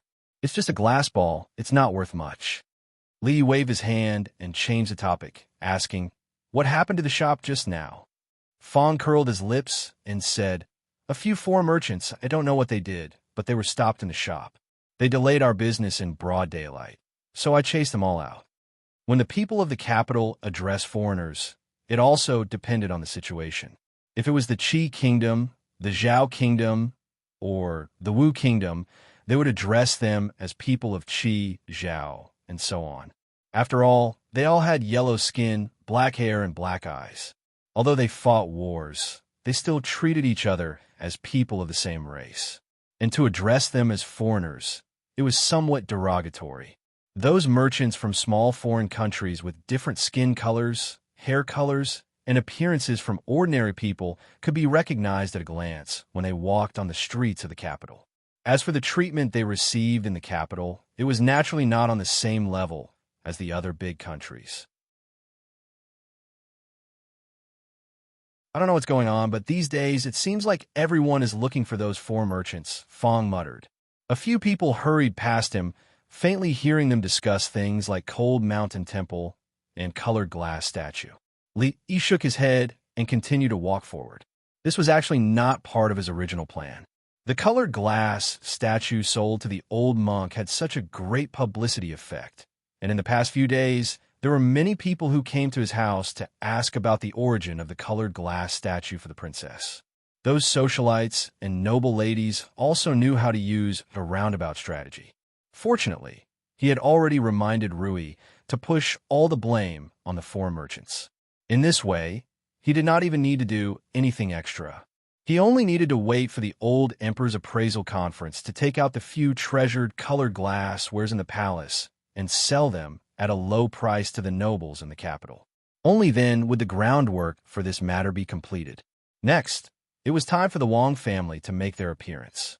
So far, what he needed to do was to sit at home and wait to count the money after the Wang family charity sale. Of course, he had to count the money in secret, and he could not let others, especially Mississippi Lou, see it. "Young master."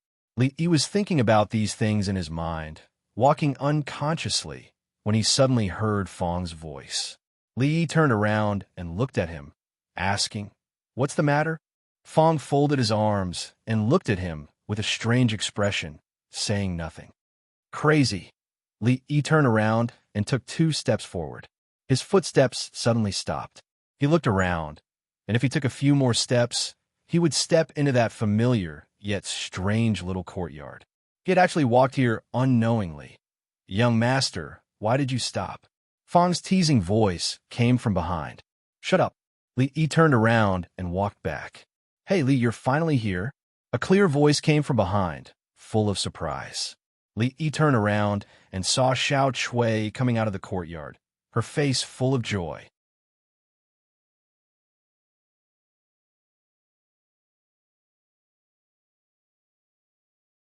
Chapter 623.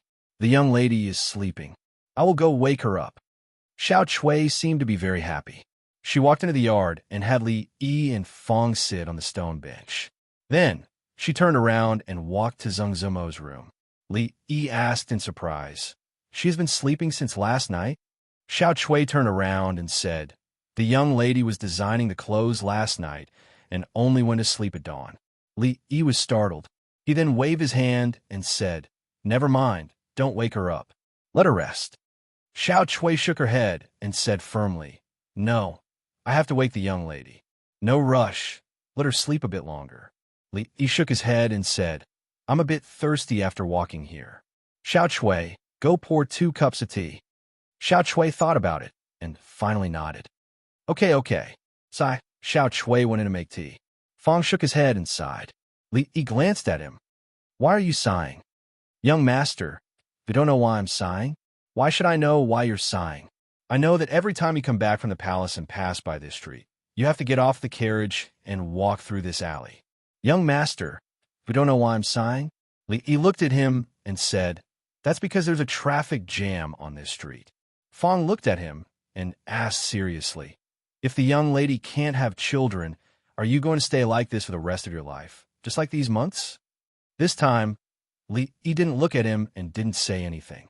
Fong looked at him again and sighed. He shook his head and said, I'm sighing because I can't bear to part with the silver. I will get it back from that Wong person sooner or later.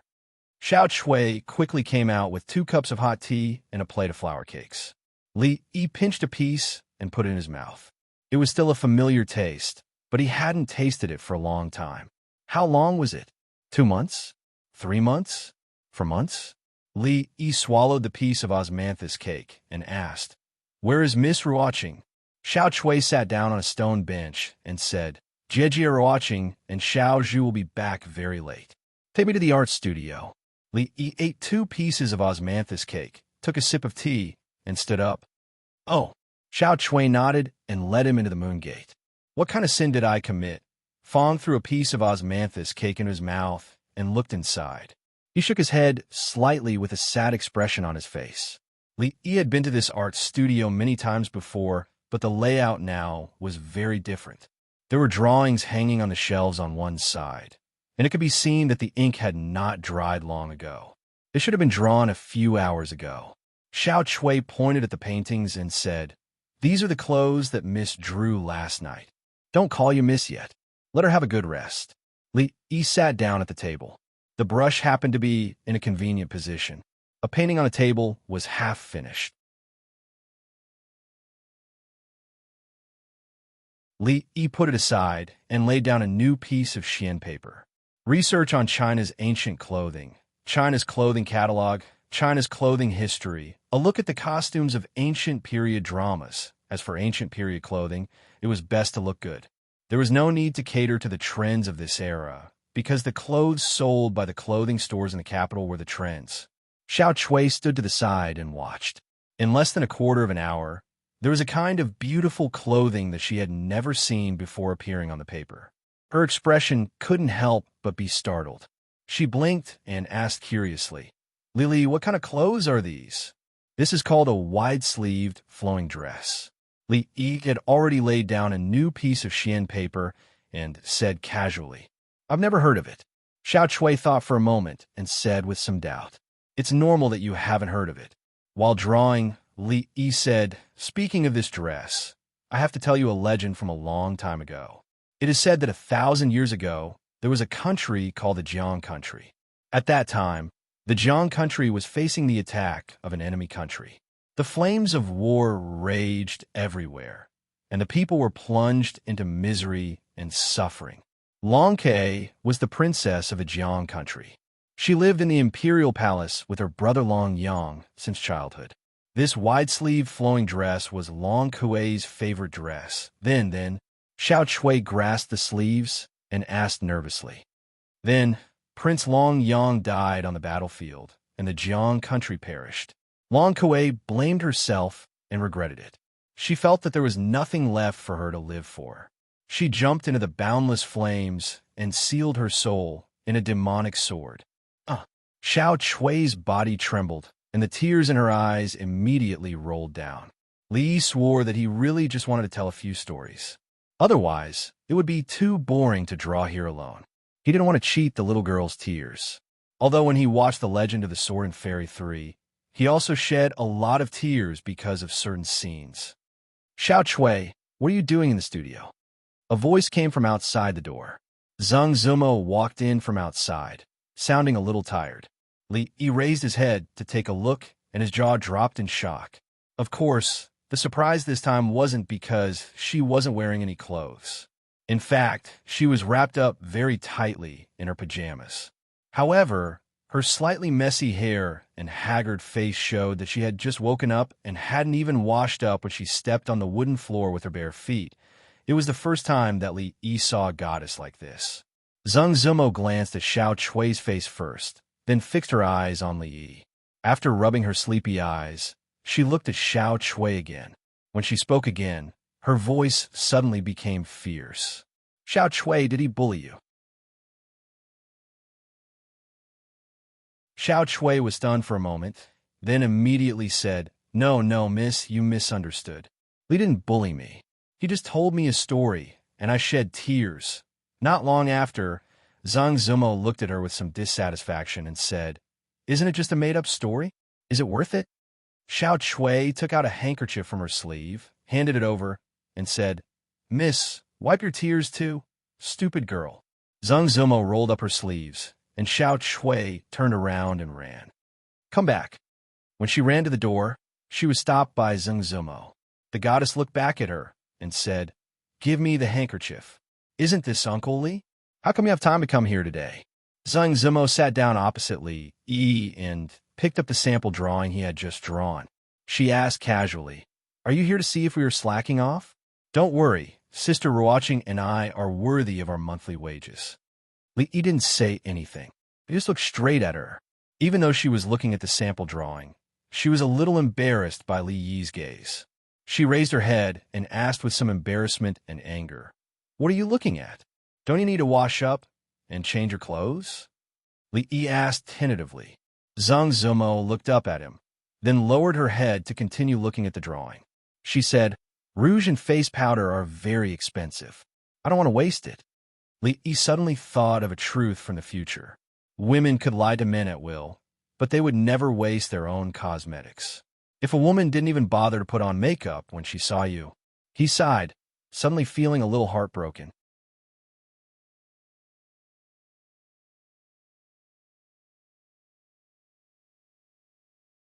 Chapter 624. They hadn't seen each other for a long time. He thought it would be awkward when they met again, but the awkwardness was washed away by Miss Zheng's nonchalant, I don't want to waste it. How is it? He put down his brush and pointed at the drawing in her hand. Wide-sleeved fairy dress. Zheng Zumo put down the drawing and looked at the other two. I've never seen this style before, but it can be used.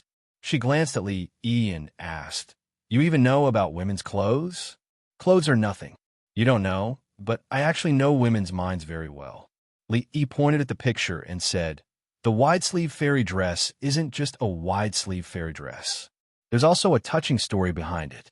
When the time comes, we'll put up a sign and write down the story. Then, we'll put it in the shop and let every woman who enters the shop see it. Once we've earned enough women's tears, the grade of the dress will rise.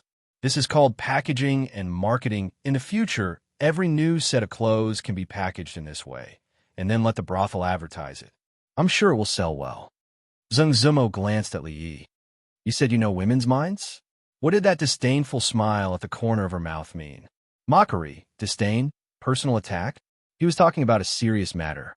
The point was not whether he knew women's minds or not. There was no way to continue this conversation. It had always been the conversation that died. Today was the second time he had been talked to death. They hadn't seen each other for a few months, and he wasn't sure if today was one of those special days. Li decided to focus on drawing, so that Miss Sung wouldn't stay up all day. There weren't many bosses who were so considerate of their employees. Xiao Chui came in from outside and asked, Li, I'm going out to buy some food. Do you need me to bring some for you and that uncle? There were still many drawings to be drawn.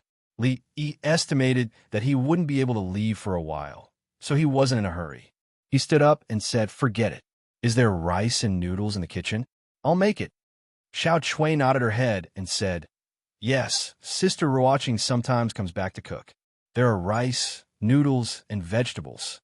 Watching Li Yi walk past her and straight into the kitchen, Xiao Chui's face was filled with excitement. She had heard that Li Yi's cooking was delicious, but she had never tried it before. At this moment, her heart was filled with anticipation. Uncle Fong, what do you want to ask?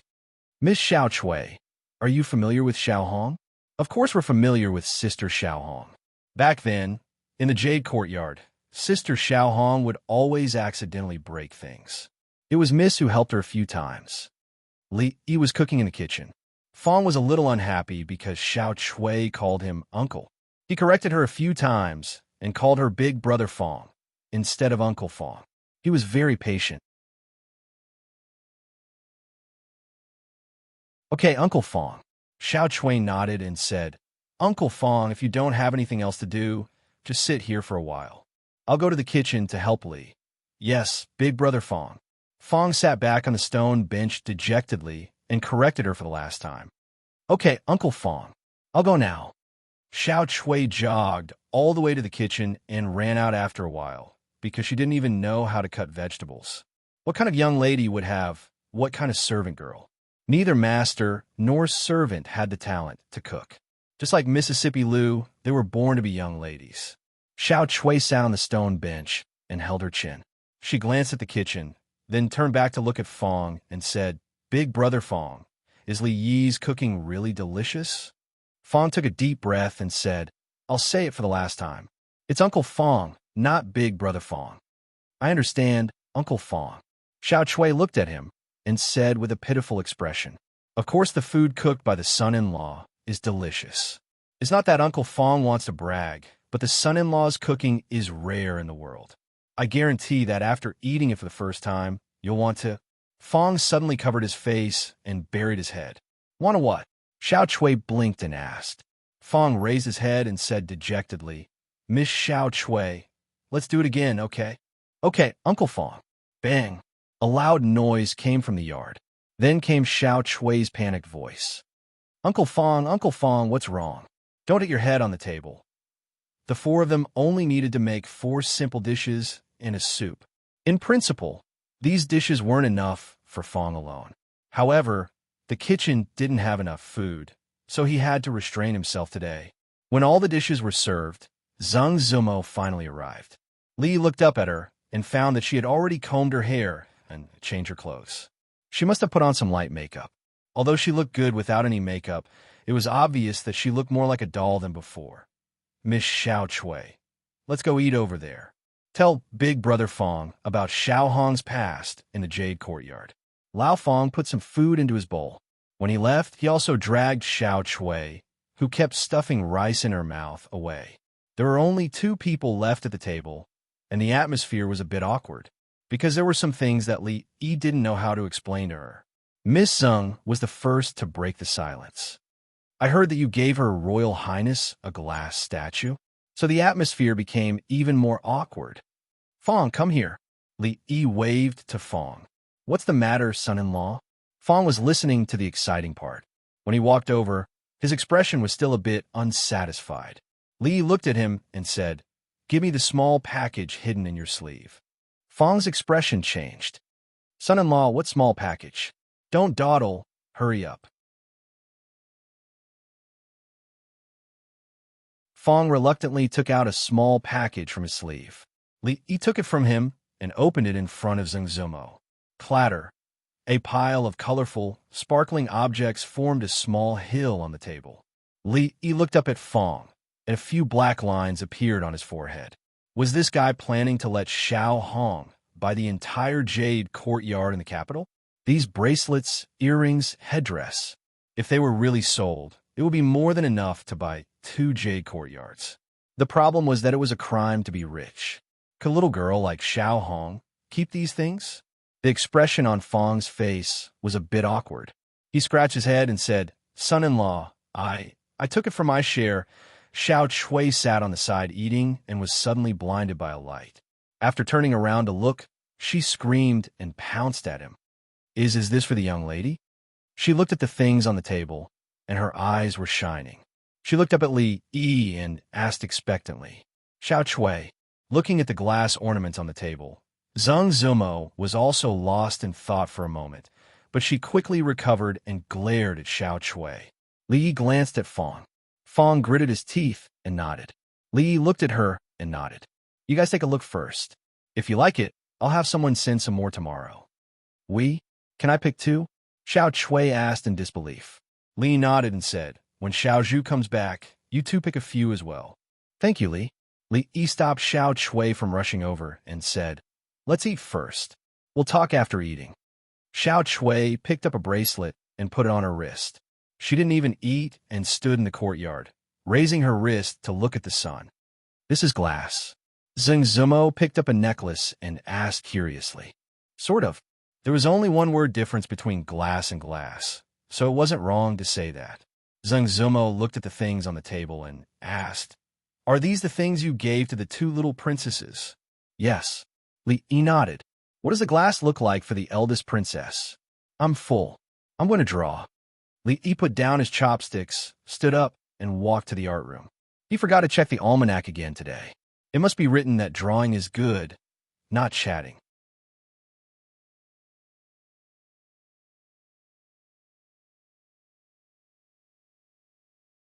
Chapter 625. In the yard, Fong and Xiao Shui were chatting enthusiastically. They had endless common topics about the Jade Yard and a girl named Xiao Hong. In the studio, Li Yi thought for a moment and continued to draw. In addition, he also wrote down the story behind each type of clothing. If there wasn't one, he would make it up. As long as he had enough imagination, he could even draw what the 7 fairies in Chang'e wore. Wearing clothes was not only to protect the body from the cold, but also to talk about feelings.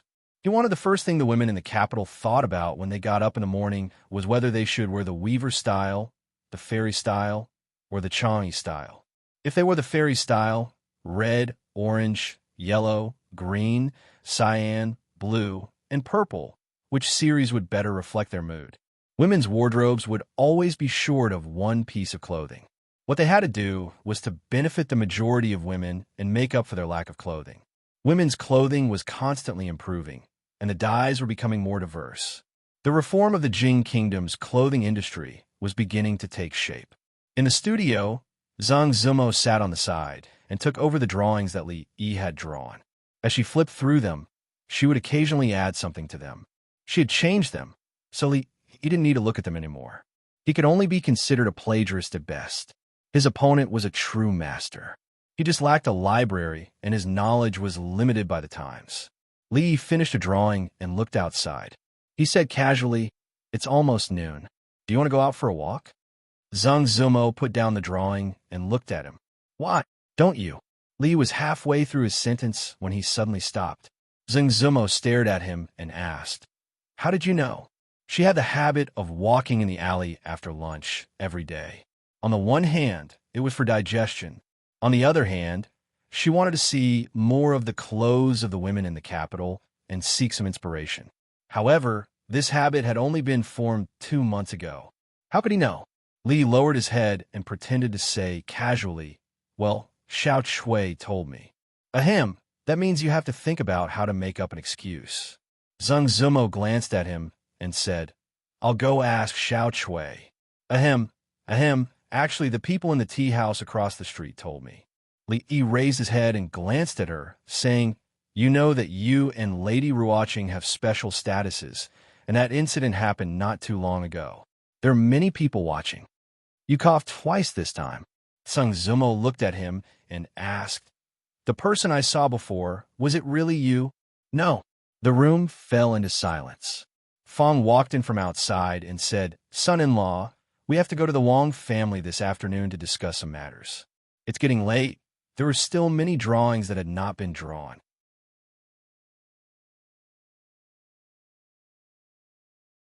Li Yi thought about it and said, "Send someone to the Wong family to tell them that I have something to do today and will visit them tomorrow."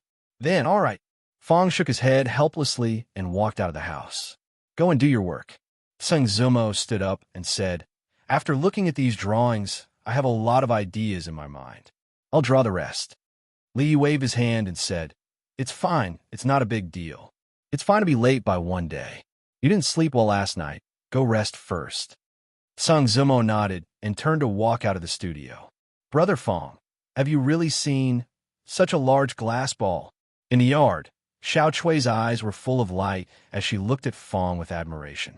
Fong waved his hand and said, "Of course, a fist-sized glass ball is nothing. I've seen bigger ones." Xiao Chui's expression became even more admiring. She asked, "How much can a fist-sized glass ball sell for?" A smile appeared on Fong's face, and he said, "Guess. 100 taels?" Xiao Shui said tentatively, 10,000 taels.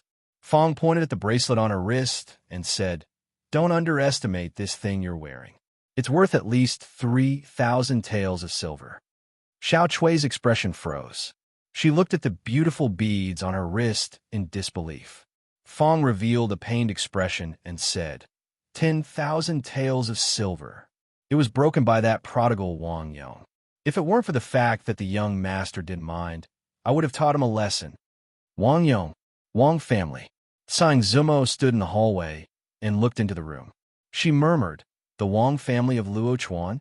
Xiao Chui had already taken off the beads on her wrist and carefully wrapped them up. She asked in confusion, "Brother Fong, why?" 10,000 taels of silver can buy a lot of things. If you break something, you should ask them to pay for it. Fong nodded in agreement and said, "Yes, the young master said that the Wang family of Luo Chuan who sells apples is the richest family in the Jing Kingdom. This time, the business with them involves at least 2 million taels of silver." Bah, so what if they're rich? They don't even know how to pay for things they break. Scum. The Wang family of Luo Chuan. Tsing Zumo took a deep breath and spat out these 4 words softly. Miss Zeng actually came over with a cup of hot tea. Li Yi's heart, which had been riddled with holes today, finally felt a little bit of comfort. But this time, she didn't leave. She sat at another table on the side and seemed to be continuing with the unfinished drawings from last night. Li Yi didn't look anymore after a glance. There were still many drawings that needed to be drawn. After having the drawings, the next step was to sew them. At least for the next half a year, she wouldn't have to work so hard alone. He didn't know how many drawings she had drawn, but there was already a thick stack of rice paper next to her. Li Yi put down the brush and stretched his body. When he raised his head, he couldn't help but be slightly stunned. He saw that she had folded her hands on the table and rested her head on it. He didn't know when she had fallen asleep. Even in her sleep, he could see the trace of exhaustion between her brows. After 5 o'clock in the morning, the temperature was a little low. Li got up and walked over. He took off the outer robe and gently put on her. He looked down for a long time, looking at the face that he hadn't seen for a long time, but was still unusually familiar. His expression was a little complicated. "I'm sorry, you didn't see wrong," he whispered and walked out of the room with extremely light footsteps. The sky was already a little dark. Fong lay on the stone table in the courtyard and looked at the sunset in a daze. "Let's go." Li Yi walked to his side and said something. Old Fong suddenly came to his senses and stood up abruptly. He was about to leave with Li Yi when he seemed to have discovered something. A look of shock appeared on his face. "Young master, where are your clothes?" The moment the two stepped out of the courtyard, in the slightly dim room, the woman opened her eyes. In the darkness, there was something more sparkling than glass. "I can't give it to you." Fong scratched his head gloomily. Xiao Hong's birthday was coming soon. Originally, he was going to give her some glass jewelry as a gift, but after hearing the young master's words, he was a little hesitant. If a female servant girl who did odd jobs in a brothel had jewelry that could buy a few brothels like this, wouldn't it be a little too ostentatious? He couldn't be by her side all the time. What if he met someone who was greedy for her money? "I'll give it to you later." Fong sighed. He shook his head. Just as he was about to go home, a voice came from behind him. "Uncle Fong, come here for a moment. I have something to ask you." Fong turned around and saw the woman standing in the courtyard. After a moment of shock, he immediately walked over and asked, "Eldest miss, what's the matter?"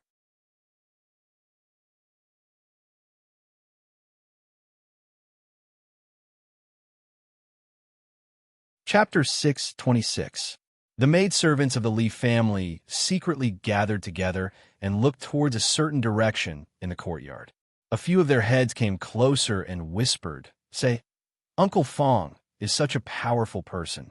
Why is he so afraid of Annie Fong?" "That's right, I can't figure it out. Even if all the guards in the family were to work together, they wouldn't be a match for Uncle Fong." A young servant girl revealed an expression of admiration and said, "But I often see Uncle Fong being chased and beaten by Aunt Fong with a broom. What does this have to do with being powerful? I heard from others that Madam's martial arts are very high, but she is still so gentle to Lord Jew. Yes, this kind of thing has nothing to do with being powerful. Second Miss's martial arts is also very high. In front of Second Miss, isn't Lord Jew the same as Uncle Fong meeting Aunt Fong? What are you guys talking about? He walked over from the side. The maidservants immediately laughed dryly and scattered like birds and beasts. The maids of the Lee family were all spoiled. They were not lazy, but they had the habit of gathering together and gossiping. He wondered if the maids of other noble families were the same. Son-in-law. Fong walked over from the front and laughed dryly at him. Li Yi's smile looked forced no matter how he looked at it. Get someone to prepare a carriage. We're going to Wong family in a while. Prepare another gift. It doesn't need to be too rich. The Wong family is not short of money. He was delayed yesterday and stood the head of the Wong family up. It was not good to delay it today. After all, the reason why he was going to the Wong family was because the head of the Wong family had a special status. He could not let the head of the Wong family of Luochuan visit him. Fong scratched his head and said, Son-in-law, I have something to do later. Let old Sue and the others accompany you. Remember to bring a few more guards. Li Yi waved his hand and said, It doesn't matter. Just get someone to prepare the carriage. Also, you can take whatever you want. Just think about it before you send it. Don't regret it when something happens. Fong nodded and said, Yes, son-in-law. I understand. In the courtyard, Xiao Chui held up a few glass balls. After the sunlight shone on them, there were colorful spots on the ground. She happily put these things away. Brother Fong said they were all treasures that could be sold for a lot of money. Miss and Sister Ruoqing did not choose much. They only took one each and threw these things to her and Xiao Zhu. The treasures had to be hidden well and could not be seen by others. If thousands of silver were stolen, they would want to die. There was a knock on the door, and Xiao Chui's face lit up. Young Master Li had said that if they didn't like the glass, he would have someone send another box over today. She put the glass balls into her clothes and trotted to the door. She wasn't worried that it was a bad person knocking on the door. Bad people wouldn't be able to get close to this small courtyard. He quickly opened the door and saw the people standing outside. The smile on his face became even brighter. Brother Fong, you're here. Li. In the next moment, Xiao Chui's expression froze. She looked at the figure behind Lao Fong and asked curiously, Sister, is there something you need? The woman smiled and asked, Is Miss Zheng home? Xiao Chui nodded. She looked at Lao Fong, then at the unfamiliar woman, and said, Yes, Miss is in the studio.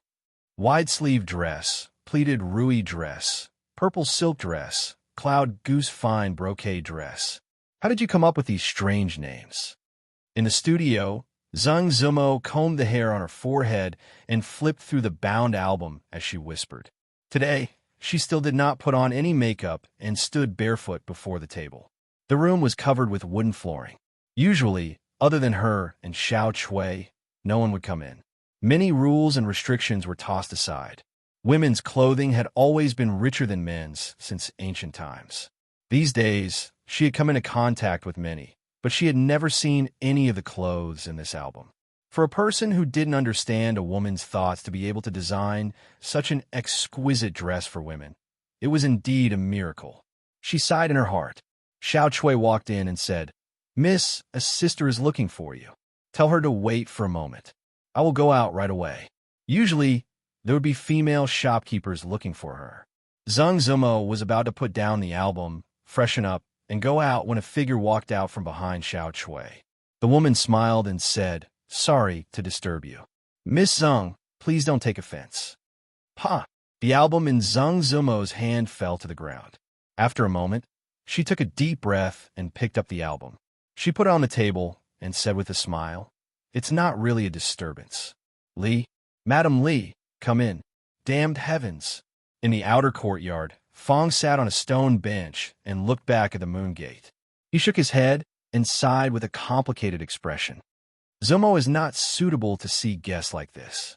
Madam Li, please wait a moment. I will go wash up and be back soon. Zheng Zumo looked at Rui and said apologetically. Rui smiled and said, We are all family. Miss Zumo, you don't have to be so polite. Zheng Zumo was startled. She didn't know what she meant by family, but she didn't insist anymore.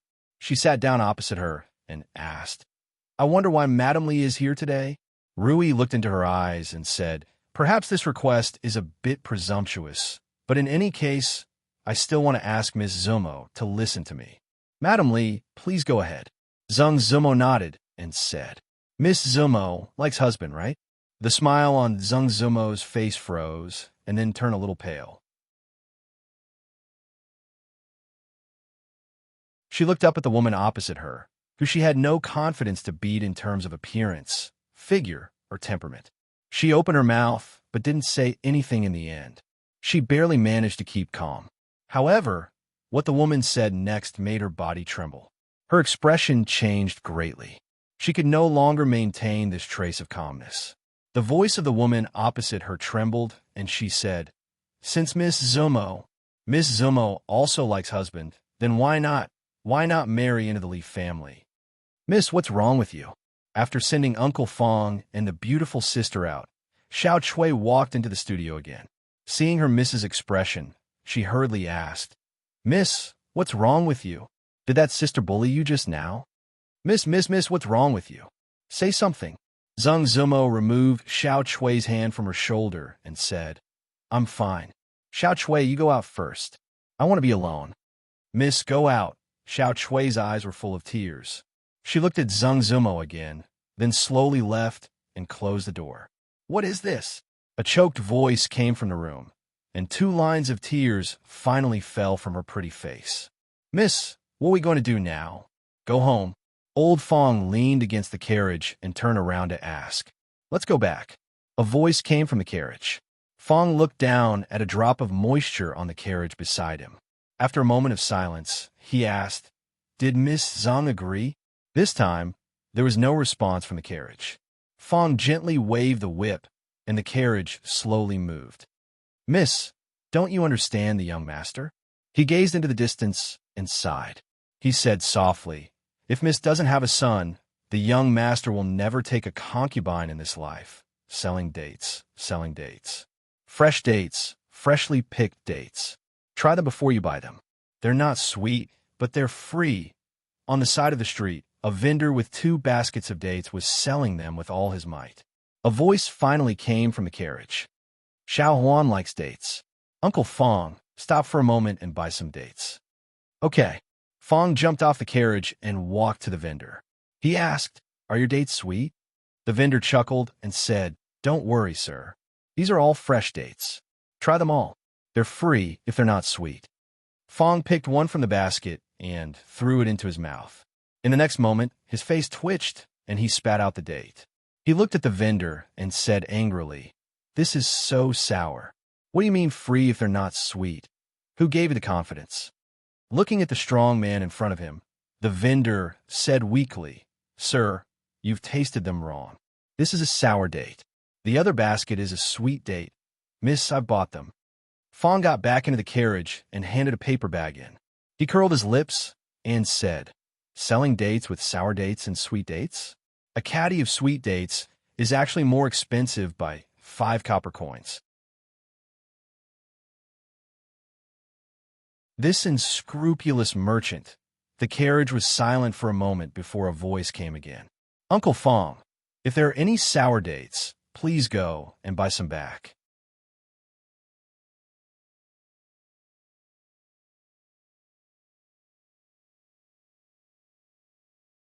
Chapter 6:27.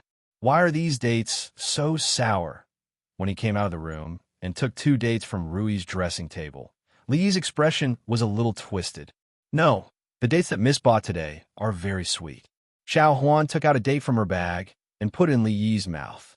If you don't believe me, try it. That's strange, Li Yi muttered. Could it be that his luck was too bad just now? The 2 dates he casually picked up were both so sour. Then he seemed to think of something and asked Xiao Huan, Did Miss go out today? The servant girl nodded and said, Yes, she went out this morning. Miss bought these dates when she came back. Fong, who was standing behind, shook his head and said, Sour and sweet are all part of life. So what if it's sour? So what if it's sweet? If there's bitterness in the heart, It's all bitterness. Li Yi turned around to look at him and asked, "Did you suffer again today, young master? I didn't betray you." Fang's expression changed, and he hurriedly explained. "You went to the jade courtyard behind Mrs. Fang's back." Li looked at him with bright eyes. "No." Fang breathed a sigh of relief and said, "I really didn't betray you today. Young master, if there's nothing else, I'll go back first." "Wait." Li stopped him in time. "Young master, is there anything else?" Li looked at him and asked, "What did you say just now? What betrayal?" Lioli's affairs were almost done, and all the arrangements had been made. What happened next didn't have much to do with him, so he left it to the old emperor and the Wang family. "What are you doing here instead of taking care of your Academy of Science?" Li Yi sat in the courtyard and looked at Li Xian and asked. The Academy of Science had just opened, and this guy had undertaken many research projects. How could he have the time to wander around? Li Xian sat down and said, "I feel more and more that without a good foundation in mathematics, there are a lot of things that can't be done. Do you have any secret manuals that are more advanced than the ones that the students in the Faculty of Mathematics can master faster?" Li Yi waved his hand and said, "I don't have any secret manuals. If you want to learn mathematics, you should listen to the classes with the students of the mathematics department. Yesterday, there were 10 students who entered the department. Li Han is responsible for helping them catch up on their knowledge. You can listen with them." "All right, then." It was rare that Li Xian didn't pester him. Then, excitement appeared on his face, and he said, "Oh yes, there's another great thing I want to tell you today." Li rubbed the space between his eyebrows and asked casually, "What is it? Is the crown princess pregnant?" Li Xian was taken aback. He looked at him and asked, "How did you know?" Li's hand froze. He looked at him and asked, "Is the crown princess really pregnant?" Li Xian scratched his head and said, "The royal doctor said it shouldn't be wrong. Her Highness took her to the palace today. If I want to see her in the future, I have to apply in advance." Li looked back and saw Rui walk into the room. "Congratulations." He cupped his hands to Li Xian and lay down in disappointment. He gritted his teeth and said, "Xiao Huan, see the guest out." Coal Mountain Temple. The young monk bowed respectfully to Master Tan and said, "Master, the palace has sent out an invitation to attend the glass appreciation event. Do you want to go?" "No need." Tan shook his head and said, "It would be rude of us to be absent from His Majesty's summons. Give this invitation to your uncle Master Tanjing and ask him to go on my behalf. Remember to tell him that if there are glass Buddha statues on sale, he can ignore them." "I know." The young monk nodded and said, "Amipa, from today on, I will meditate and comprehend Buddhist rites. I will not receive guests from now on." Master Tan raised one hand and chanted the name of Buddha, saying, "In the next few days, you go down the mountain and send these 2 scriptures and this prescription to the mansion of the Earl of Chang. Also, help me send a message to the County Earl Li, saying thank you for reminding us. When the Li family has a happy event in the future, the Cold Mountain Temple will definitely send a generous gift." Not long after, the young monk walked out of the meditation room. After gently closing the door, he was about to turn around when he accidentally bumped into a little monk. I'm sorry, senior brother." The young monk looked at his monk robes stained by porridge, shook his head, took off his clothes, and said, "I have to go to Uncle Master Tanjing's place.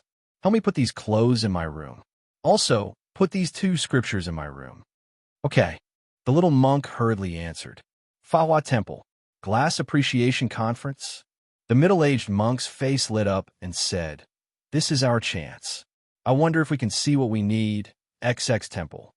Go. This is His Majesty's invitation. Glass is the most precious treasure of Buddhism. I will go to the Glass Appreciation Conference in person. XX Temple. What? He didn't invite us? Why? Why are we the only ones who didn't receive invitations? No, we must protest. We are all temples. His Majesty can't treat us so differently." In 2 days, the Glass Appreciation Conference that was to be held in the palace became the hot topic of discussion in the entire capital. Not only were the dignitaries of the capital invited to this exhibition, but because the exhibition would focus on colored glaze, which was one of the 7 treasures of Buddhism. Even the famous eminent monks near the capital were invited. Later, because many temples without eminent monks protested, in order to show fairness, His Majesty finally increased the number of people invited. This grand appraisal event was held in the imperial palace. It was said that in order to enrich the national treasury, the current emperor took out the treasures that the imperial family had hidden for decades for everyone to appraise. As long as the treasures were taken out, they could be bought and sold. The emperor would transfer all the money earned from this appraisal event to the national treasury to be used for disaster relief. The current emperor was truly a benevolent ruler. All his decrees were for the benefit of the country and the people. This time, he did not hesitate to take out the treasures of the royal family for the use of the country. Which ruler in history could be so selfless? For a moment, endless praises came from the people. Hearing that the current emperor was ill, everyone wanted to give their life to this benevolent ruler. He didn't know whether the old emperor was selfless or not. He only knew that he was selfless to the extreme. In the entire court, in the entire capital, which official or noble could do this and donate their family's treasures to the national treasury? Do you want to go to the Glass Appreciation Conference tonight? Standing under the tree and watching the progress of the digging of the lake, Li Xian appeared in front of Li Yi again. "I'll go," Li Yi said with a sigh. Of course, he had to go see for himself what kind of dates the melons he planted would bear. "Then let's go together in a while." Li Xian nodded and said, "I could go see Qin. I really didn't expect that I would have a child so soon. Tell me, what does it feel like to have a child?" Li Yi closed his eyes. He didn't want to let him taint his vision anymore. He softly spat out a word. "Get lost? How strange." Li Xian muttered and walked in the direction of the classroom. When he thought that the person who would be teaching him in a moment was Li Han, he felt a bit depressed. When he walked to the door of the classroom and saw a person walking out, he was startled. He grabbed the person's arm and asked in confusion, "Brother, have we met somewhere before?" "You're tuning in to the Romance Rendezvous YouTube channel. We're so grateful for your support, and don't forget to subscribe to join us on this incredible journey through captivating stories. Your generosity through donations truly makes a world of difference, as it's the primary source of revenue that allows me to expand and enhance this channel for you. Thank you from the bottom of my heart for being a part of this adventure.